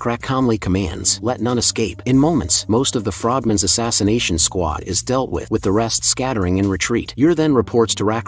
Next, the Frogmen will likely retaliate with bows and arrows. Don't worry, because we have already prepared for this. Then, Rak calls Owen aside, as there's an important task only he can complete. On the other side, Shinin is furious, cursing Owen and his entire family. He did not expect Owen to turn traitor so quickly. Soon, the Frogmen rally their warriors on the other side, stating, the Lizardmen are at the end of their tether. We far outnumber them, and as long as we hold out until reinforcements arrive, victory will ultimately be ours. In an instant, arrows soaked in venom are shot directly at the Lizardmen, and even a scratch would cause agonizing death. However, the Frogmen do not know that the Lizardmen are already prepared. An army holding shields appears in front of the Frogmen. The Frogmen's arrows cannot penetrate these shields, and seeing this, Shinin is momentarily stunned. He hadn't expected that all the arrows would be deflected by the Lizardmen's shields. These shields, meticulously crafted, couldn't even be penetrated by spears, let alone small arrows. Shinin immediately ordered, keep firing arrows, stop them from advancing. But just then, a strange smell drifted over. Shinin turned to see that thick smoke had already covered most of the sky, greatly reducing the accuracy of the Frogmen archers. It turned out, this was the task Rak had given to Owen, to sneak into the Frogmen's village, rescue the trapped companions, and set fire to the houses of the Frogmen village. After completing his task, Owen quickly returned to his companions, signaling them to join the resistance. Although the trapped Lizardman companions were clearly hesitant, Owen firmly said, this is your only chance. We must trust the Black Scale Tribe. They will definitely defeat the Frogmen. Meanwhile, when the Frogmen realized their village was under attack, they understood that other Lizardmen had also joined the rebellion. Shinin had no choice but to retreat temporarily, but a nearby Frogman warrior obviously disagreed. We've already lost many warriors. Why retreat? Shinin cursed internally. Idiot. If the tribe's heir is endangered, the entire tribe is doomed. Then, the warrior suggested, should we let the two-headed serpent god fight? Shinin was clearly reluctant to use this trump card. Isn't there a more reliable method? On the other side, when Scarface saw the village on fire, he realized that a full-scale war with the Lizardman tribe had erupted. His subordinates reported to him, there are only about 15 people left with Shinin. Scarface pondered for a moment and said, including us here, we still have 45 people. We still have a numerical advantage. He then ordered, let all soldiers coat their arrows with frog poison, ready to support Shinin. Just then, a huge noise came from the bushes nearby, chilling the Frogmen. That noise can only be made by a monster, Scarface murmured quietly. In an instant, the Frogmen shot poison arrows in that direction. However, they were soon horrified. A huge drake appeared before them. The drake, Manon, blocked all the poison arrows, even swallowing them without harm. Before the Frogmen could react, Manon charged at them, biting and killing a Frogman in one bite. Scarface reacted quickly, dodging Manon's attack, and then he ordered, throw the poison frogs. Everyone throw together. That's the only way to poison it. Manon precisely swallowed all the poison frogs in one gulp, crunching noisily as if enjoying the taste of chicken. Why did they throw away the poison frogs? If they wanted to kill Manon with poison, they clearly miscalculated. The answer was simple. Manon had received the blessing of the nameless beetle god, making the poison completely ineffective against him. This realization drove Scarface to complete despair, but there was no chance for him to turn the situation around now. Manon stared at him like prey, and in the next instant, Scarface fell. Everything went silent. On the other side, the Frogmen tried to launch a sneak attack on Rak from behind, but Rak showed no intention of dodging. With a single tail swing, he knocked the arrows down. Immediately, Yer rushed forward to finish off the Frogman, quickly dispatching one. Meanwhile, Owen's tribe members joined the battle as well. However, Rak found it strange that the Frogmen's leader, Alroy, had yet to appear. Looking at the entire battlefield, Nebula's lips curled slightly, thinking to himself, of course, it's because of me. It turned out that when Rak had decided to leave the sacred land, Nebula, 100 kilometers away from the Frogmen's village, had discovered a deadly mucus virus. This virus had a strong ability to spread and a high mortality rate. Most importantly, it only affected the mucous membranes of amphibians. Nebula used a group of wasps to successfully carry the virus into the Frogmen's village, and it quickly spread. After the outbreak, the Frogmen's leader, Alroy, disappeared. Alroy, mistakenly believing that sacrificing humans could cure the disease, captured many lizardmen, but it turned out that this had no effect on alleviating the illness. Now, Alroy was preparing to sacrifice the captured children again to the two-headed snake god, hoping to save his tribe and his own life. He requested that the god kill all the lizardmen. Meanwhile, Owen, exhausted, found Rakrak, his face frantic. Seeing this, Rakrak immediately asked, "What's the urgent matter?" Gasping for breath, Owen said, "Go to the small island in the middle of the lake. They're sacrificing children to the two-headed snake. That god might not cure their disease, but you have enough power to stop it." Upon hearing this, Rakrak said, "This needs careful consideration. All their manpower is on the island. If we rush there, we won't be able to withstand the frogmen's archery, and we may face an ambush in the water." Owen pleaded, "Please help me. My son is being used as a sacrifice." In an instant, Rakrak's gaze turned fierce. In anger, he punched Owen in the face, shouting, "You idiot! You should have trusted me. I don't believe in the god those clumsy frogs worship. I believe we can defeat it with our own strength. If that so-called god really shows up and attacks me, I'll tell you how to crush it. But why didn't you tell me earlier to save the children?" Despite Rakrak's anger, Jail was at a loss for a moment. If they had known Shunan's intentions earlier, they might have been able to devise a strategy. On the other side, under the frogman's summoning, the two-headed serpent finally appeared before them. The frogman knelt and shouted, "Great God, here, I offer my offerings. Please punish these black-scale lizardmen." From afar, Owen was watching all this, filled with despair. He knew time was running out. However, Rakrak firmly said, "We still have a chance. Although we don't have the geographical advantage this time and can only confront them head-on, we must make some sacrifices to save those children." Just then, a blue butterfly flew by, and Rakrak immediately signaled Owen to look up. "Do you believe in miracles?" As the butterfly danced, a colossal figure appeared before everyone. Rakrak immediately recognized it as the incarnation of the nameless beetle god. The great battle between the two-headed serpent and the mantis deity was about to erupt. When the frogman's leader summoned the two-headed serpent, he knelt and prayed, "God, please accept this sacrifice. Please kill all these black lizardmen." However, the two-headed serpent did not heed his prayer, which left the frogman's leader bewildered. Usually, it starts being insatiable from the sacrifices. Why this time? He looked up and was startled by the scene behind him. A giant mantis was coldly watching them, its oppressive presence breathtaking. What in the world is this? Could it also be a deity? In contrast, the two-headed serpent seemed tiny before the mantis. Feeling threatened, the serpent issued a deep warning growl. This mantis, named Stratus, was a creature created by Nebula. Using the crustacean's inner core and belief values previously obtained, he endowed it with life. Stratus appeared as a giant mantis, but at this point in time, almost no other player could create such a powerful creature as quickly as Nebula. The battle erupted. The two-headed serpent attacked, its sharp venomous fangs striking at Stratus, but Stratus easily caught them. The frogmen hiding under the serpent scattered in all directions. Even the frogman's leader nearly got crushed by the two-headed serpent. Then, the other head of the two-headed serpent also attacked, but before Stratus's sharp scythe, the serpent had no chance to defend itself. With a swing of the scythe, the serpent was split in two like chopping vegetables. Then, Stratus issued a hollow and deep voice. "A little water snake dares to call itself a god? You are just an animal. Now, I will sacrifice you to my master, to cleanse you of your sins." With his immense strength, Stratus easily tore apart the two-headed serpent. Thus, the snake god worshipped by the frogmen perished on the battlefield. Stratus's attributes were enough to crush the two-headed serpent. Seeing the serpent dealt with, cheers erupted from the black scale tribe, everyone's heart filled with gratitude towards the nameless beetle god. Watching Stratus's performance, Nebula felt very satisfied. It looks huge, but it can be stored in the summoning space, and the randomly added strength skills greatly enhance its scythe attributes. At the same time, Nebula gained another inner core, surprised at his own good fortune. This inner core had the ability to create a domain, but when he clicked yes, a message box informed him that he obtained a small area of seawater. However, he could not use it because the freshwater environment did not match the domain requirements. Nebula had to set aside the inner core for now, thinking someday it will be useful. On the other side, Alroy stood dumbfounded, completely unable to accept what had happened. He had not expected their two-headed snake god to be defeated so easily. In front of Stratus, all the frogman warriors turned into cowards, afraid to step forward. Stratus slowly turned its head, signaling to Nebula, "Master, the task is completed. Well done, you can rest now." In the next instant, Stratus disappeared before everyone's eyes, and all was calm. "Rakrak, you won't just sit and wait, will you?" The frogmen were sailing towards the upper village, and there was no longer any trace of frogmen on the island. "Today, we will achieve a perfect victory. Is there anyone willing to lead us to the frogmen's village?" Owen was the first to stand up, confidently stating, "I am fully capable of taking on this task." At that moment, a member of the grayscale lizardmen stepped forward and pleaded, "Please let us help you too." Tribal leader Rakrak. However, Rakrak responded, "This is a dangerous mission, and you are not warriors." The grayscale lizardmen firmly replied, "It is not only warriors who can kill frogmen. The frogmen have sacrificed our children and families to the two-headed serpent, and now we only seek vengeance." Rakrak saw their anger and then said, "Everyone has the right to be angry. mercenary. All who seek vengeance, I will stand with you. All the Lizardmen quickly crossed the lake, determined and focused on their objective. Fortunately, the children were all safe, and Owen finally reunited with his son. Seeing this, Rakrak finally felt relief. He then signaled to Ur, prepare the boats to send the children away, then led the Grayscale tribe around to the rear of the Frogmen's village to confuse them. Upon hearing this, Ur immediately understood Rakrak's intentions. Your plan is to hit both sides at once? Correct. Once the Frogmen are drawn to you, I will lead the soldiers across the water to launch the attack. Ur asked with some concern, but is such a plan feasible? Don't worry, I've discovered another blessing from the god. Under the moonlight, our black scales appear like mist, capable of confusing the enemy's vision. This is their end. A moment later, the Frogmen's village was in complete disarray. The villagers were frantically preparing to flee, but before Alroy could recover, the Lizardmen tribe launched their attack. Alroy had not expected the Lizardmen to arrive so quickly, and the Lizardmen's pike formation rendered the Frogmen's arrows ineffective, giving them no chance to react. Rakrak quickly confronted the Frogmen's tribal leader, Alroy, and coldly said, "This ends now." But Alroy was still deluded that the two-headed serpent would save him. "I have sacrificed so many. Great God, please save me." Rakrak ignored him, and with a thrust of his spear, Alroy's sinful life came to an end. "Your god isn't here anymore." Elsewhere, Shin'en realized that the situation was lost. "Although we outnumber them and have poison arrows, I never expected the Black Scale tribe to be resistant to toxins. Poisoning is completely useless," Shin'en muttered to himself. As he searched desperately for an escape, Rakrak quietly appeared behind him. "So, this is where you've been hiding." Upon seeing Rakrak, Shin'en instantly collapsed to the ground, his face full of terror. Rakrak looked down at him from above and coldly said, "Stand up like a warrior, protect your last honor with your weapon, and fight me." Shin'en, however, frantically bowed and begged for mercy, even trying to play the emotional card. "For the sake of our past friendship, could you let me go? I was also threatened by the two-headed monster." Seeing that Rakrak remained unmoved, he quickly added, "I can tell you the secret of the bows. I'll tell you all the materials needed." At these words, Rakrak showed some interest. "What materials?" Shin'en sighed with relief and said with a fawning expression, "It's a tendon." Rakrak frowned and coldly asked, "What species of tendon is it?" Shin'en immediately became evasive, his words faltering. Seeing his behavior, Rakrak seemed to have figured everything out. Memories flooded back. Earlier, when Shin'en visited the Lizardman tribe, he had mentioned, "Only we know the materials for making bows, and Lizardmen can easily obtain them." But the Lizardman tribe had tried many materials and still couldn't complete the task. Now, Rakrak finally understood the truth. The Frogmen had killed hundreds of Lizardmen just to harvest their tendons to make bows. Back to the present, Rakrak remained silent for a moment, then opened the tent flap and coldly said, "Go, Shin'en. We have no grudges. I'll honor our deal." Shin'en froze for a moment, then turned and ran out, filled with joy at the thought of having just saved his life. Owen, witnessing all of this, asked with confusion on his face, "Are you really letting him go?" "It's okay. I just needed a moving target." Suddenly, a bowstring shot an arrow straight through his foot. The intense pain shot through his whole body, and Shin'en collapsed heavily to the ground. At the same time, the Grayscale tribe rushed over. Shin'en tried to struggle and escape again, but the Lizardmen decisively delivered a fatal blow. Thus, the war between the Frogmen and the Lizardmen was definitively concluded. A few days later, after several days of practice, Rakrak's archery skills had significantly improved, and the bows had also been greatly refined. However, there were still shortcomings. The bow would break if pulled slightly more than its capacity, despite the substitution of new materials for the bowstrings. If only there were materials to strengthen the bow arms. There are no stronger materials than this in the forest. Although the Frogmen also use this material, the bows cannot withstand the great strength of Lizardmen. It seems we should not limit ourselves to just this forest. Winter is approaching. If we want to feed the buffaloes, we must move some people to warmer places. Then, Rakrak inquired about the situation of the Frogmen's escape. Owen reported, "They have been mostly annihilated." "Is your target Alroy?" "No way. Alroy's body was damaged as much as Shin'en's. He will be on someone's head like Shin'en's skull are on your head." Come to think of it, when I was ambushing the Frogmen, just as Owen was about to speak, a disturbance nearby interrupted them. Jail curiously approached a child hiding behind a tree and asked, "Child, what are you doing here?" Jail's appearance startled the child. "Are you here to find Rakrak?" Meanwhile, something on the ground caught Jail's attention. She picked it up curiously. It was a rudimentary handmade wooden carving. Rakrak immediately recognized it as an effigy of their guardian deity. He carefully examined the small doll and then affirmed the child's work. "You've made it very beautifully." Hearing Rakrak's praise, a happy smile appeared on the child's face. "This is a gift for our great tribe leader." Owen gestured to Rakrak to accept it with peace of mind, adding, "The children in the village all like to make these crafts and use them for exchange. Are there many such carvings in the village?" "Yes, because the guardian saved us, so he is the idol of all the children." Rakrak also thought this was a good practice and signaled to Owen, "We can produce more of these, so everyone remembers the great guardian." At this moment, Rakrak remembered the words Owen had not finished saying. "It was inside the cave where they were hiding I discovered something odd." Soon after, Owen led the others to the entrance of the cave. "This is the the entrance. The frogmen used it as a hideout. Owen felt that this place was very mysterious, suspecting that it hid some secrets. When Rakrak saw the mysterious patterns on the stone wall, he was also startled. He observed carefully and found that these hard stones were carved exquisitely, and he was also surprised to notice that these patterns very closely resembled the patterns on the backs of insects. Only Nebula knew that this was actually an ancient ruin. There are many types of ancient ruins. Some ruins provide ancient knowledge or uncover miracles. Some of these ruins have important functions, and in certain ones, you could even acquire magic or relics. These relics are often fixed in a special location due to their unique resources or mystical blessings. For the nomadic Lizardman tribe, whose current level of civilization is still low, the value of such relics might not be apparent. Nevertheless, Nebula was secretly praying that this was not the ruins of a demonic castle. As Rakrak pushed open the stone door, a dazzling light emitted from inside, and a deep, majestic voice sounded. "Who has awakened me? Stranger, welcome to the demonic world." They entered an ancient abandoned city and found a secret space within these ruins. In the center of the clearing stood several arch bridges tens of meters high, extending downward in a zigzag pattern. Should we consult the nameless beetle god? Such trivial matters should not trouble God. I believe we can resolve them ourselves. Suddenly, a mighty sound came from afar. In the passage below, countless eyes were staring at them. When the people saw clearly, they realized those were a group of enormous rats. Why are those rats crying so much? These should be nutrias. We've eaten them a few times on the road before, but typically nutrias are only about 60 centimeters long, while these in front of us are at least 1 meter long and could weigh tens of kilograms. Moreover, normal nutrias do not appear in groups, nor do they use their teeth to attack people aggressively. Rakrak realized that these rats were not ordinary and named them rat monsters. He speculated that these rat monsters might be guardians of the ruins. Rakrak immediately ordered everyone, prepare for battle. In the next instant, the rat monsters indeed launched a fierce attack. In front of the Lizardman tribe warriors' spears, the rat monsters quickly fell, and the remaining ones scattered in retreat. Rakrak looked at these enormous rat monsters and pondered, we should be able to eat these creatures. Perhaps we could domesticate them, just like the wild buffalo. If possible, I think fish farming could be feasible as well. Rakrak asked doubtfully, don't fish disappear on their own? He recalled the swamps and ponds he had lived near, where the fish gradually dwindled as they were caught and eventually disappeared. Owen refuted his view. When I lived with the frogmen, I know that in large ponds, this is not the case. Fish lay eggs and breed fry. During the breeding season, the frogmen even warned us not to fish. Just then, a warrior holding a rat monster's body suddenly screamed. Rakrak quickly turned around and asked, what's wrong? The warrior was clutching his hand in pain. My hand, it feels like it's been burned. I only touched it briefly and felt a sharp pain. At this moment, a sizzling sound surrounded the rat monster's body. Rakrak hesitated, then extended a finger and lightly touched the rat monster's body. Suddenly, a powerful force surged through his body, causing him an instant paralysis. Jael anxiously asked, are you alright? Are you hurt? Don't worry. It seems this creature can electrify upon contact. Only Nebula, observing from a distance, knew what this meant. This is exactly what I was hoping not to see, a demonic castle. He thought to himself, if Rakrak breaks through this ancient ruin to the end, there is a high probability that he will obtain demonic power. Obtaining magical properties does not immediately make you a wizard, but the magic properties get stronger with each generation. We can create wizards in future generations, but there is a problem. In Lost World, divinity and magic are in conflict. According to the lore of the game, magic originates from ancient evil, not from God. High-level wizards create their own forces without relying on gods. If the number of people affected by this increases, there will be a penalty for building faith. It's not that here is no way to overcome it, but if you get it early in the game, there are too many variables. Slowly, the demonic ruins will reveal their true colors and tempt you. Meanwhile, a creature resembling a devil fish suddenly appeared in front of Rakrak. Visitor, do you desire that kind of power? If you are willing, I can bestow it upon you. However, Rakrak did not immediately respond to its proposal. Jael reminded him from the side, your condition is not good right now. We should go back and make thorough preparations first. Let's take the rat monsters back with spears first. Rakrak noticed that he was the only one who could see this mysterious creature. The devil fish explained, I am the guardian spirit of this place, visible only to those of great power. You only need to think it, and I can hear your conversation. Rakrak then asked, what power did you mention just now? Nebula was also observing all this, hesitating whether to remind Rakrak. If I don't remind him, given his personality, he will surely reach the end of the ancient ruins. But when Nebula checked Rakrak's data again, he discovered a new unique attribute that had appeared, trickery. This ability could help Rakrak identify others' deceptive actions and increase his alertness. Nebula speculated that this ability might have appeared after Rakrak defeated the Frogman tribe. Therefore, he decided to wait and see what would happen next. At this moment, the devil fish was explaining the power it had mentioned. Its name is electricity, a power that can melt living beings and release a brightness like the sun. I can bestow it upon you. Rakrak, upon hearing this, expressed his gratitude. If you are willing to give it to me, I would be glad to accept it. However, The devilfish changed its tune. There is a condition to obtain it. Rak immediately frowned and said coldly, "Why didn't you mention any conditions before?" Seeing this, the devilfish clearly panicked and hastily added, "The condition is simple. You just need to possess enough strength. When making a deal, conditions should be stated first. You need to clearly tell me what you can offer and what you hope to get from me." The devilfish appeared even more nervous and kept apologizing. "Sorry, I didn't explain it clearly. What are the conditions to obtain this power? If there are any more secrets, this will be our last conversation." Rak waited for the spirit to elaborate further. "I can fly freely in this space, but I cannot leave here. Only by breaking free from these bindings can I regain my freedom. What needs to be done to break the seal? It's simple. Just defeat the creature guarding my seal below, and you will gain the power." "Is the power you mentioned the same as the electricity those rat monsters have?" "Yes, but the electricity in their bodies is minimal. You can train it by continually using this power, making it stronger, and even able to call down lightning from the sky. This growing power can rival that of gods. Not just you, your family members can also gain this power. Although your achievements can't be directly inherited, your descendants, if they keep training, might become even stronger than you." Hearing this, Rak was astounded. He couldn't help asking, "If such powerful abilities exist, why are you still trapped here?" "Because my power is too strong. People always stay away from dangerous things. If they can't stay away, they bind it." "Well, then, you just admitted yourself to be a dangerous entity. What are you hiding? Or is the downside of this power greater than its benefits?" "Stop lying. I warn you, if you continue to hide, I will go back now, completely seal the entrance to this cave, make sure no one ever finds this site, and warn my tribe's descendants never to enter here." The spirit suddenly panicked, and Nebula noticed that its intelligence wasn't as high. For those entering the demon ruins, resisting the spirit's temptation isn't easy. As expected, Rak's steadfastness was due to his newly acquired abilities. "In the distant past, I was a being that ruled this world. I originated from an ancient demon. Our existence has been forgotten by people. Even the gods do not remember us. I can't even remember my own origins. When I regained consciousness, I found myself trapped here." Hearing this, Rak said indifferently, "You two are a pitiable creature. This kind of mysterious power easily leads people astray. Because its origin is unknown, people believe the power belongs only to them. But in reality, they just happen to acquire it. Once they think this way, they tend to look down on those without power." Rak found it somewhat hard to understand, but agreed anyway. He thought about the previous blue scale leader and Alroy. "I suppose they were like that. Demon magic also turns people into that, right?" "Correct, but my power itself is neither good nor bad. Those who possess power simply decide by chance." Rak began to ponder what would happen if he acquired this power. He realized that this demonic power seemed different from the power granted by gods. The power of gods is given only to those chosen by the gods, and it is the gods who decide how it should be used. If a person is deemed unworthy of such power, others may become envious or even hostile. As power grows, people might begin to question or even despise the gods. Rak understood why this kind of power is considered dangerous, but he also felt its strength and allure. It could also enhance the tribe's overall combat effectiveness. If this power could be restricted by conditions, then it would be even more beneficial for the tribe's development. Rak agreed to the spirit's request but set several conditions. Although power can spread indiscriminately, if needed, one can also gain power through a ritual. If both these things are true, couldn't we also choose not to distribute the power indiscriminately but rather to certain chosen individuals? Why do that? That's not the point. If people think it is a divine gift, then from that moment, it is. Those chosen will believe the god granted them this power and will naturally develop faith and devotion. Thus, people will not defy the god. The spirit tried to object to Rak, but was at a loss for words. What Rak said was also consistent with the system of Lost World. If those who possess demon magic think the power is coincidental, then the faith points they gain would be penalized. However, if they mistakenly think it is a divine gift, it could actually bring more faith points. Then, Rak looked at the spirit and set a second condition: "You must also believe in our god." Hearing this, the spirit was stunned. "I am a demonic spirit, an existence older than your gods. None of that matters. What matters is what you choose to do next." The spirit slowly calmed down, but still felt that the gods would not like demonic spirits. "Don't think of our god with your standards. The nameless beetle god seems to be generous, and you seem useful. Will your god accept me if you accept the conditions?" "Actually, I'm not trapped in these ruins, but I rule them." "That nutria, they were simply an attempt to break you down. It was a test to see if you qualify, but I still trick you. Aren't you mad?" "I see. I understand. So you're forgiven." "In such a damp and dark place, if you live with those rat monsters, I would get a bit eccentric too. You should go out and see more beautiful sights. What's your name?" "I'm Rak." "Good. The test is over. If your god accepts me, this ability will be yours. It's your choice. If you can change your faith, you'll find that the power you hold will no longer be bound by past mistakes, but can serve a new future." At that moment, a prompt appeared. "One of the demonic spirits wishes to be your subordinate. If you accept this, you will receive demonic domain, electricity. Do you accept?" Without hesitation, Nebula pressed the yes button. This is the only way to overcome penalties and acquire magic. "Well done, Rak. Perhaps meeting you is lucky for both of of us. Thus, Nebula acquired demonic domain electricity. 9 years later, a tower made of buffalo bones stands in the wilderness, visible from a great distance. This bone tower, built on the foundation of the old tower first constructed by Rakrak, not only symbolizes the faith in the nameless beetle god, but has now become a milestone for the Lizardman tribe. A Lizardman is telling a human the story of their tribe. After listening, the man curiously asked, "But what does the nameless beetle god have to do with the thunderstorms? What color is lightning?" "It is blue." As the two were about to continue their conversation, a noise suddenly came from a distance. "Well, we will have to end our talk here. It looks like we have uninvited guests coming." "Those are gnolls. I have a question. Do they look like Sockate's people?" The man paused for a moment, then answered, "They are defenseless, lack vigilance, and they are also poorly armed. To me, they are just wandering gnolls." Upon hearing this, Owen lowered his head, his expression complex, but with a hint of relief. "I think so as well. Then shall we break their spirit?" And at this moment, the completely unaware gnolls had no idea that danger was closing in. Suddenly, an arrow sliced through the air, appearing in front of the dog tribe members. Seeing this, one of the underlings immediately shouted, "We're under attack." Before they could react, a bolt of lightning struck from the sky, instantly enveloping them in a powerful electric current. "Damn it, it's the Lizardman tribe." Seeing this, Owen's face showed a look of satisfaction. The dog tribe members frantically fled the scene. Owen turned and smiled, saying, "Just to clarify, my name is Owen." Hearing this, the human was stunned. "I had no idea you were such an important figure." Then, Owen pulled out a stick from his chest. The end of the stick was rounded, and it was hollow inside. He gently exhaled, and a puff of smoke emerged from his mouth. The human finally understood. It was a pipe and tobacco, a ritual tool used by the chosen black-scale lizardmen. Owen noticed the human's puzzled expression and said lightly, "If you have something to ask, go ahead." "So," the human asked, "with such powerful abilities, why do you choose to live alone in this wilderness under such harsh conditions? This is something I can't understand." Owen exhaled a puff of smoke calmly and replied, "There's a reason for that. I am a man with a deep burden of sins." This made the human even more puzzled. "But the Lizardmen hold you in high regard. I have betrayed many of my kind, but someone showed me a path to redemption. By telling stories and recording writings, spreading the faith of the nameless beetle god, and the name of the tribal leader Rakrak. This is the way of atonement I have chosen." The human pondered. "Even if you don't do this, in this wilderness, no one is unaware of the existence of the black-scale tribe, especially Rakrak." Then, Owen curiously asked, "Are you also a wanderer?" The human scratched his beard and answered, "I'm not a wanderer. I come from Automation." Automation is an isolated valley, located at the southwestern end of the wilderness. It is also a region closely monitored by both the gnolls and the black-scale lizardmen. "So you are an envoy from the domain of Automation?" "Yes, I am here to visit the black-scale lizardmen and deliver a message from the king of Automation." "So you are our guest." I was disrespectful. After saying this, Owen blew a whistle, and a 2.5-meter tall creature came running from the distance. The human was shocked. "Is that a cockatrice?" "You're only half right. This is a hybrid of cockatrice and a chicken." The human was stunned, not understanding how the Lizardmen tribe managed to achieve such interspecies hybridization. Then, Owen said, "I will personally take you to meet tribal leader Rakrak, but in return, you must listen to my stories the entire way." The scene shifts, and a formidable army of Lizardmen is advancing forward, with their leader, Rakrak, at the front. Just then, a messenger boy hurriedly ran up to Rakrak and said, "The one-armed elder says his life is in imminent danger." Hearing this, Rakrak's expression tightened, showing great concern. He knew there were many matters he needed to discuss with the elder. Thus, Rakrak immediately ordered, "Stop the procession, set up camp here." With his command, the warriors conveyed Rakrak's orders to the other Lizardmen. Watching the solemn expression on Rakrak's face, Jael approached him with concern and asked, "What has happened to you?" Rakrak told her about the situation with the one-armed. Jael also felt very sad after hearing this and said softly, "This is bound to be a sorrowful night." The one-armed Lizardman had made many contributions to Rakrak and the black-scale Lizardman tribe. Everyone in the tribe respected him greatly and gave him many titles: Elder, One-Armed Lizardman, Guide, Stargazer, but most often he was called the Elder. A moment later, Rakrak walked into the one-armed Lizardman's tent and quietly asked about his condition. The doctor sighed and apologized. "I have done all I could." The one-armed slightly opened his hazy eyes and said softly, "I remember now. I have done many things in my life. I have traveled many places, learned many things. Because I was missing an arm, I wandered for a long time, until I met you, tribal leader. However, every lizard man will have this day. It's the natural law. There's only one way to cure this disease: sleeping forever." Rakrak sat silently by the bed, listening to him speak. Suddenly, the one-armed smiled. "So, I decided to indulge in my last journey. I wanted to steal the time of the busiest person in the tribe. Time is precious, isn't it?" Rakrak smiled too. "That's an interesting topic, but I don't think this is your last joke." Then, the one-armed asked meaningfully, "I have a question for you, and you are the only one qualified to answer it. What happens after we die?" Rakrak was silent for a moment, his brow slightly furrowed, as he was also unsure of the answer. "People often say that when you die, you will sleep forever. Do you think so too? Will we really sleep forever? Why do you think I am qualified qualified to answer this question. I think this way. The nameless beetle god taught us when we were lost. So, I believe that even if we die, he will surely guide us. Do you think this goes against the will of God? When we are lost, the nameless beetle god will guide us. Even after death, he will surely continue to guide us. Hearing Rakrak's answer, the one-armed showed a satisfied smile and then asked, then what do you think that place will be like? When we meet God, will it start with an awkward greeting? Rakrak, with his arms crossed, smiled and said, I'm not sure, but I think it won't be that boring. There will be a vast field where you can run as you wish. In this space, every step you take will make a slight creaking sound. The tip of your tail will joyfully swipe through the grass. There will be a giant rock where you can lie down to rest. The weather is usually good, but it wouldn't be fun if it was always the same. So sometimes it's cloudy, sometimes it rains. And there will also be a beautiful river. The one-armed, filled with anticipation, asked, is there really such a place? If possible, I hope to have a home there to rest, because I don't want to live in a tent. This elder has grown tired of being constantly on the move, and a tent means moving to another place again. I want to find a place to settle down. Rakrak looked up at the starry sky and said, we will get there one day, and I suppose God will take the stars with them too, because they can help us find our way home. Just then, Rakrak saw the guidance of the unnamed beetle god. A blue butterfly gently landed on the back of his hand. Do you see it? Rakrak asked softly, but at this moment, darkness clouded the one-armed lizardman's vision. His sight was blurry. Rakrak immediately became anxious. I have one more gift for you. The one-armed lizardman smiled weakly and said, what trick are you playing now? Are you gonna decline my gift again? As the one-armed lizardman's last breath touched the blue butterfly, it flapped its wings and flew away. Rakrak gently shook the one-armed lizardman's body, softly calling his name. The blue butterfly flew out of the tent, continuing towards the sky. Dusk gradually fell, and the wilderness was silent. Finally, the blue butterfly landed on another hand. What happens when you die in the lost world? Nebula knew the answer to this question well. The conditions to create the afterlife had been completed. Would you like to create an afterlife? Nebula clicked yes without hesitation. In the conditions of level, resources, and faith being met, players can advance their rank. This phase is called demigod, and they can create their own little world. The world after death is a very important element. When combined with a carefully designed worldview, it increases the player's chances of winning. The concept of heaven is commonly used alongside hell. If hell is the only destination after death, then there is no reason to believe in gods. Punishment should complement rewards, conveying a message of upholding morals and ethics. It could also serve as a training ground for warriors, as souls trained in the afterworld could also be sent back to the surface. However, currently, it is difficult for players to utilize the knowledge or power possessed by souls, as this requires a significant amount of faith points. But as the game progresses to later stages, souls become very helpful to players. There's no need to rush at the beginning. Many things are still in their initial stages. At this moment, Nebula is considering how to expand this little world and subsequently names it the Primordial Grassland. He then scatters all the souls across the Primordial Grassland. Hundreds of souls turn into blue wandering butterflies, landing on the prairie. These spirits, believing themselves to be butterflies once they land on the grass, remember that they were once lizardmen and revert to their previous forms. But in the Primordial Grassland, they bear no scars, no fatigue, and no deadly diseases. The lizardmen close their eyes to see if all this is a dream or reality, almost falling asleep beneath them. Just as Rakrak said, it's a vast grassland. Although there are no stone-built houses, he is quite satisfied. I suppose I don't need a house or anything. He looks up at the clear sky, his heart filled with peace and joy. This is perhaps the best gift. Looking out over the endless grassland, he recalls his last conversation with Rakrak. That talk seems like a dream, but is also very real. Now, the title one-armed no longer suits him. Stargazer might be better. Meanwhile, he notices other lizardmen lying on the grass. They are facing the sky with their eyes closed, seemingly not yet awake. The Stargazer wanders around, unsure whether he should wake them. They seem to be sleeping soundly, so waking them seems somewhat impolite. Among the other lizardmen, the Stargazer sees a few familiar faces. He recognizes one as one of the bravest warriors from a migration they once had, which was ambushed by goblins. Rakrak had split his forces to counterattack the goblins, not expecting a sneak attack from the middle. At that time, it was mostly the elderly and children here, and the one-armed could do nothing. In that critical moment, a young lizard man bravely stood up. The one-armed had taught him how to count, and this young warrior decided to trade his life for the survival of more. His heroic sacrifice was heartrending because if he thought it necessary, he would even defy the leader's orders. This was a scene no one wanted to see. For those warriors who never came back, Rakrak was very angry. He believed that perhaps he should not have taught them math. Warriors who are good at counting actually disobey my orders. They thought trading one life for two was good arithmetic, and Rakrak could only vent his frustration, unable to do anything else. The Stargazer observed the sleeping warrior, not waking him. His deeds had inspired many, and simply seeing him again brought joy to the Stargazer. A breeze swept through the grassland, snapping the Stargazer back to reality, suddenly filled with doubt. Do gods really exist in this place? At that moment, he saw a lizard man hiding behind a tree. He shouted loudly at the figure, then stood up and chased chased after it. But when he reached the tree, the figure had vanished. The stargazer continued to follow the trail, quickly spotting glimpses of the figure between the trees. He pursued the traces until he came upon a cottage deep in the forest. Cautiously, he approached, driven by curiosity. At that moment, the stargazer's mind was filled with questions. Why would a god choose the Lizardman tribe? Is it because Lizardmen are superior to other races? Or because gods are merciful? Or perhaps because we are useful? What happens if one day we are no longer useful? These questions remained unanswered. He remembered Rakrak saying that perhaps it was all just coincidence, yet it was the best outcome possible under the given circumstances. The stargazer agreed with Rakrak's perspective. With these thoughts, the stargazer entered the center of the room, where an astronomical telescope caught his attention. It was his first time seeing such a device, but instinctively he quickly learned how to use it. He adjusted the telescope, looking through the lens, and saw the stars clearly for the first time. Do stars really look like this? He continued to observe until he was certain this was the ultimate form of stars. The stargazer gazed at the starry sky, thinking, I guess I need to recalculate the trajectories of stars because what I knew before was just superficial knowledge. He pondered how this knowledge could greatly assist the living Lizardmen. However, since one cannot return after death, why would a god create such a place? Just to make an old Lizardman happy? The stargazer knew it wasn't just that. He caressed the mechanical device of the observatory, thinking to himself, the god did his best. He wouldn't do anything without reason. This knowledge will surely be useful in the future. Nebula was pleased with the stargazer's understanding. The world after death is not just a resting place for the dead. It significantly impacts the values of those who believe in gods. If warriors enter the small world, their tribe might dream of Valhalla. If scholars enter, it could lay the groundwork for technological advancements. So far, Nebula's creation of the small world had a perfect start. The afterlife had to start functioning properly, as the clipped ear tribe had displayed more advanced steel technology than the Lizardmen and even tamed fierce saber-toothed tigers. These technological forces and actions were highly unusual. Nebula speculated that behind the clipped ear tribe, there must be the involvement of other players. However, before going to war with other players, Nebula needed to be well prepared. After 9 years of development, Nebula had accumulated enough resources, and it was time to start a new chapter. Now, it's finally time to confront other players. Players are gradually expanding their territories, and to keep up, Nebula has invested heavily in the development of the insect tribe over these 9 years. Now, he commands 3 massive insect armies. Among them, a group known as the Locust Swarm has the fastest breeding rate. They can easily take control of other players' farms. Nebula is quietly dispersing them across the continent, allowing them to develop gradually to avoid detection by other players. The virus cluster hosts are used by Nebula as transport workers. Previously, he used them to carry a virus to the Frogman tribe, delivering a devastating blow. Finally, there are the hives, where Nebula breeds various insects. They are used to consume the food of other tribes. In times of food shortage, these tribes often choose to ally with powerful forces. With Rakrak's help, the members of these tribes also come to worship the nameless beetle god. Now, controlling the southern islands is just a matter of time. However, Nebula faces a new problem: how to deal with those overly aggressive players. Meanwhile, on the other side, Owen returns to the Lizardman tribe with a guest. A tribesman approached him and informed him that Elder One Arm had passed away. Hearing this, the guest behind also expressed condolences. We have all heard of his deeds. Today might not be a good time. Owen disagreed. We don't think it's bad to have a stranger attend our funeral. On the contrary, we see it as a lucky sign. Isn't it good to have one more person to share our sorrow? Owen then led the human to the funeral. A robust lizard man with buffalo horns on his head appeared before them. Among the lizard men, he was particularly conspicuous. He must be Rakrak, the chief of the Black Scale tribe. Seeing the tribe chief in tears, the human was very surprised. Is it okay for the tribal leader to shed tears? Hearing this, Owen was puzzled. Don't humans cry when they are sad? Human leaders do not cry in such public occasions because they need to consider their reputation. Different races have different values. Although I understand what honor is, what you mean is, if the tribal chief shows a weak side, his warriors will think the chief is weak. But do not try to explain this to other lizard men, because they will not understand. For lizard men, they believe some things are more important than reputation. Just then, Rakrak turned around. Owen apologized. I must have returned late. He then noticed the human beside him. Owen introduced him to Rakrak. This is an emissary from Automation. The man bowed politely to Rakrak, introducing himself. I am the emissary from Automation. We. Rakrak and Owen whispered for a moment. Then Rakrak smiled. Seeing this, we had a bad feeling. Then, the two entered the tent. You must have traveled a long way, but I'm sorry. We have to stay up late today. I hope you understand. This is our tradition. It's okay. We then pulled out a wrapped item from his chest. This is a gift from the leader of Automation. I hope you will accept it. Rakrak opened the bag and saw what appeared to be a white rock inside. He held the rock in his hand and immediately understood what it was. This is rock salt. The human confirmed. This is a product we take pride in. The first gift from our leader to the Lizardman tribe. It is an extremely rare item. Rakrak smiled, knowing this was not just a simple gift. There are second and third gifts to come, right? There will be even more after that. Please accept accept it. Rakrak's gaze sharpened, and then squeezed the rock salt tightly. The next instant, the rock salt crumbled into dust, falling through his fingers. We was stunned, not understanding why Rakrak did this. Rakrak then clapped his hands. Go back and tell your city lord that I received this fine gift, and I crushed it as an offering to our god. We frowned. That was a gift from automation. I made good use of it. Isn't that great? At the same time, we gravely indicated to Rakrak, you know, that's not the purpose of giving a gift. Rakrak gently scratched the corner of his mouth. I have indeed heard that the Lord of Automation is very wealthy, but sending so much rock salt seems a bit extravagant. I hope you can bring more goods for trade next time. We, struggling to contain his anger, sized up Rakrak, who seemed like an experienced lizard. Despite their different races, there were no barriers in their communication. Although Rakrak's actions seemed crude, they were not meant to be rude, but rather a way of expressing rejection through appearances. Just as we was about to leave, Rakrak gestured for him to stop. I prefer direct communication over playing word games. We, turning sideways, asked, you surely understand the significance of this proposal, so why reject it? Rakrak, raising a finger, said, first of all, I don't like to accept proposals that others have rejected because I don't like picking up garbage. If others have rejected your proposal, isn't it because it is worthless? Hearing this, we looked even more confused. This offer is made only to you by the Lord of Automation. Rakrak interrupted him. Do you really think Owen happened to meet you, then brought you here, just because you were lucky? It turns out Owen had already guessed we's real intention. Since Automation is to the west, and we came from the north, the territory of the hyena tribe, that means you've already made the same proposal to them, but they rejected it. Now, why don't you be honest with me? Listening to Rakrak's deductions, we said nothing. He knew he had been seen through. Automation is an ancient ruin, difficult for ordinary people to locate. Its walls are 5 meters high, and have mud soldiers that can automatically repair the walls. A true wonder of the lost world. In this castle that no one knows who built it, many humans and several tribes live together. Additionally, it occupies a strategic location on the essential path to the mainland, which is one reason why Automation seeks protection. The city not only has rich salt mines, but also stores a large amount of food. Facing the silent we, Rakrak was certain we was not just an emissary, but the Lord of Automation himself. A gift from someone who hides their identity like you, I cannot accept. Are you curious how I came to this conclusion? The first clue was the name you gave. You probably revealed that name to test how much we know. Even within the walls of Automation, few know your name and appearance. Such a thing is very rare for ordinary people. Anyone related to you by blood has we in their name. I've also heard you have 2 sons and 3 daughters, and from the wrinkles on your hands, it's clear you're not young. So I deduce that your real identity is the Lord of Automation. Hearing this, we showed no surprise, instead revealing a relieved smile. Yes, I am the Lord of Automation. We admitted to Rakrak's deduction, then slowly sat down. Actually, we could have provided the rock salt for free. There's no such thing as a free lunch. Even the greedy Sockate rejected you, proving their strong insight. If we accepted your proposal, we would have to protect Automation when you are attacked by enemies, because we would become dependent on the salt mines. And that is exactly what you intended, right? This is what's called diplomacy. But what I don't understand is, this is clearly beneficial for the Lizardman tribe, so why do you refuse? I believe you've already heard the same question from others. Why don't we just take over Automation? Wouldn't all the resources inside be ours then? Hearing this, we was taken aback, but quickly suppressed his emotions and said, is the Lizardman tribe also planning to attack us? No, that's just the most advantageous assumption for the Lizardman tribe, because compared to your so-called diplomacy, it has no advantages. We frowned. Don't underestimate Automation. Even if we suffer a little damage, the Lizardmen could easily take down Automation. We have the Blue Insect God, and those walls are just fragments to the Blue Insect God. And now, your city lord is here. We laughed lightly, seemingly unconcerned about Rakrak's threat. He calmly said, I know you won't kill me. If I die now, Automation will immediately choose a new successor. What does that have to do with the Lizardman tribe? You must have heard of a game called Go, right? We place black and white stones one by one at the intersections. In this game, you win by completely surrounding your opponent's pieces. But now, the rules of the game aren't the point. What's important is that I am a stone on this board, because the real competition has already started. It is a contest between 2 gods. Automation is the board of this game. The conflict between the hyena tribe and the Lizardman tribe is just a match between gods on the chessboard. And we, the Lord of Automation, had realized that his children also began discussing gods at some point. A spark of insight flashed in Rakrak's eyes, but he did not respond directly. 3 weeks ago, both Nebula and Hegemonia approached Automation, triggering a civilization clash. Remember our last game? This time, I will be the final winner. Nebula looked at him calmly. I guess you might have forgotten. This will be the final round. Facing his old rival, Nebula knew Hegemonia's gameplay inside out. Though his strategy seemed simple, he possessed an animal-like intuition and instinct in conflicts. Nebula knew there was no need to adapt to the opponent's preferred method, and Hegemonia felt the same. So, you want to decide the outcome in a different way? It seems clear we both want the same thing. So, it's decided. Putting Automation and humanity in jeopardy. Let's go with contradictory prophecy. The so-called prophecy is a skill that can only be used when a deity's level reaches 6 or or higher. It's like a task that players set for themselves. Using the prophecy skill consumes divine experience points, so the risk of failure is high. If the prophecy fails, not only does the player receive no reward, but they could also be punished or even trigger negative events. A contradiction prophecy is a more complex form of prophecy in player gameplay. It originates from an ancient story and typically involves two players making opposing predictions about the same target. In the end, only one prophecy can come true. The successful player will be rewarded, while the loser will face punishment. This kind of gameplay is a specialty of Hegemonia, and he is quite pleased with it. Now, they have an excellent opportunity to initiate a contradictory prophecy. The ruler of automation is selecting an heir. After some discussion, Nebula and Hegemonia learn that the ruler of automation currently has 5 children competing for the inheritance. If each of them selects one heir and makes a prophecy about them, the two prophecies are likely to contradict each other, triggering the contradictory prophecy mechanism. However, Nebula doesn't know much about the personalities of these 5 individuals. To ensure fairness, Hegemonia shared detailed information about the candidates with Nebula. The first child is Dan, a man in his early 30s. He has a strong physique and is trusted by Wisio. He has the backing of 2 families out of 4, making him the most powerful heir candidate. The second candidate is June, a man in his late 20s. He is Dan's half-brother, and his personality is somewhat weak, not liking to show himself to others. Although rumors suggest he has little interest in becoming the successor, he is only supported by his mother's family. The third child is Jean, a woman in her 20s. She shares the same mother as Dan, but often goes out and deliberately hides her identity. However, she gets along well with hunters and hooligans, and has received the support of the one remaining family. The fourth child is Kyung, a woman in her early 20s. Her mother has already passed away, and her appearance seems to be cursed, which has led her to be alienated by the city lord and other family members. The last candidate is Min, a girl in her mid-teens. A smart and talented girl, the youngest of the 5. She is deeply loved by all the family members. After introducing all the heirs, Hegemonia provocatively looked at Nebula and asked, "So, what do you think? Do you need some time to think it over?" Nebula decisively rejected the proposal, firmly saying, "No need, let's decide right away." Without hesitation, the two chose the heirs they preferred and established the contradictory prophecies. A prompt appeared: contradictory prophecy. Would you like to set up a contradictory prophecy with the player Hegemonia? Warning: if a contradictory prophecy fails, you will incur big losses. Please check once more before proceeding. Both players simultaneously selected confirm and exchanged their chosen candidates. Hegemonia chose the second candidate, Wee Jun, as his prophecy target, while Nebula chose the fourth child, Wee Kyung. Nebula's choice of prophecy confused Hegemonia. He did not expect Nebula's choice to be so different from his own, which meant that the contradictory prophecy was officially established. With Hegemonia's hand falling, the Lost World acknowledged the contradictory prophecy between player Hegemonia and player Nebula. On the other side, the Lord of Automation, Wisio, risked his life because of 2 prophecies that were circulating. The 2 massive tribes, the Lizardman tribe and the Hyena tribe, were closing in on automation. He realized that everything was inevitably connected to these 2 tribes. As he had guessed, after meeting the leaders of the 2 tribes, he did not encounter the death foretold in the prophecies. This made him both relieved and despairing, because it proved that he was still an important piece in the divine game. Rak slowly spoke. "If you put diplomacy and respect aside, you can choose one of them. So, will it be the angry teeth god of Sake or the blue insect god? If a saber-toothed tiger and a cockatoo appear, I'd have to stick my head into their mouths and see which one does less damage. It's a pity that you think that way, but wouldn't it be better to stick your head into the cockatoo's mouth? If I let the saber-toothed tiger and the cockatoo fight each other, the winner will likely be exhausted, so you still don't want to choose?" Rak understood Wisio's approach. Perhaps doing nothing at this point was the better choice. Wisio remained silent and then slowly stood up. He had one last question. "You're just a piece on the game board after all. Don't you feel afraid or angry?" Rak smiled confidently because he decided to wait until the situation was over to answer. A moment later, Wisio left the Lizardman tribe. Outside, someone was already waiting for his appearance. He changed into his clothes, shaved off his 3-month-old beard, and then set off on the road back to automation. At the same time, a drop of water fell on the attendant's face. When the attendant looked up, he realized it was the Lord's tear, which puzzled him greatly. Another story was unfolding. The girl had always been considered unlucky since she was born with strange antennae on her head. People said she was cursed, so they avoided her. Yet, such a person was chosen by the god. As the rumors went, accidents had followed her life since she was a child. At the age of 13, she fell from the stairs at the market. At 14, she was accused of stealing salt and was locked up for 4 days. At 15, a wooden board strangely broke, sending her straight into a toilet. This was no joke. It was a life-threatening situation. 3 weeks ago, while transporting goods on a small road, her cart's wheel suddenly malfunctioned, causing her and the cart to fall off a cliff. But fortunately, she grabbed a rock just in time, saving herself from certain death. At this moment, Wee Kyung was nearly at her limit because one of her feet was injured, but she could only keep encouraging herself. Wee Kyung, Kyung, believe you can do it. After all, you can only rely on yourself. Just then, a voice interrupted her. Grab my hand. Wee Kyung looked up, and it was a person from the lizard people tribe. The lizard person noticed her hesitation and asked, don't you want to grab my hand? Full of doubt, Wee Kyung didn't understand how a lizard person could suddenly appear here. She slowly spoke, I don't have anything valuable to offer as a reward. Before she could finish, the lizard person grabbed her hand and pulled her up. I don't want your things. This path is so narrow. How did you dare to load it with goods? Hearing this, Wee Kyung felt a bit embarrassed and answered, if the wheel hadn't broken, I would have made it through safely. Then, she slowly got up and asked for the lizard person's name. My name is Siran Mule. Wee Kyung thanked Siran Mule and was about to leave when Siran Mule blocked her path. We haven't finished our business, Miss Wee Kyung. Wee Kyung instantly became alert as she had never told him her name. She thought to herself, do I have to fight him? Siran Mule signaled her not to be nervous and explained, Rak told me your name, and he ordered me to find you. Wee Kyung became even more puzzled. Rak?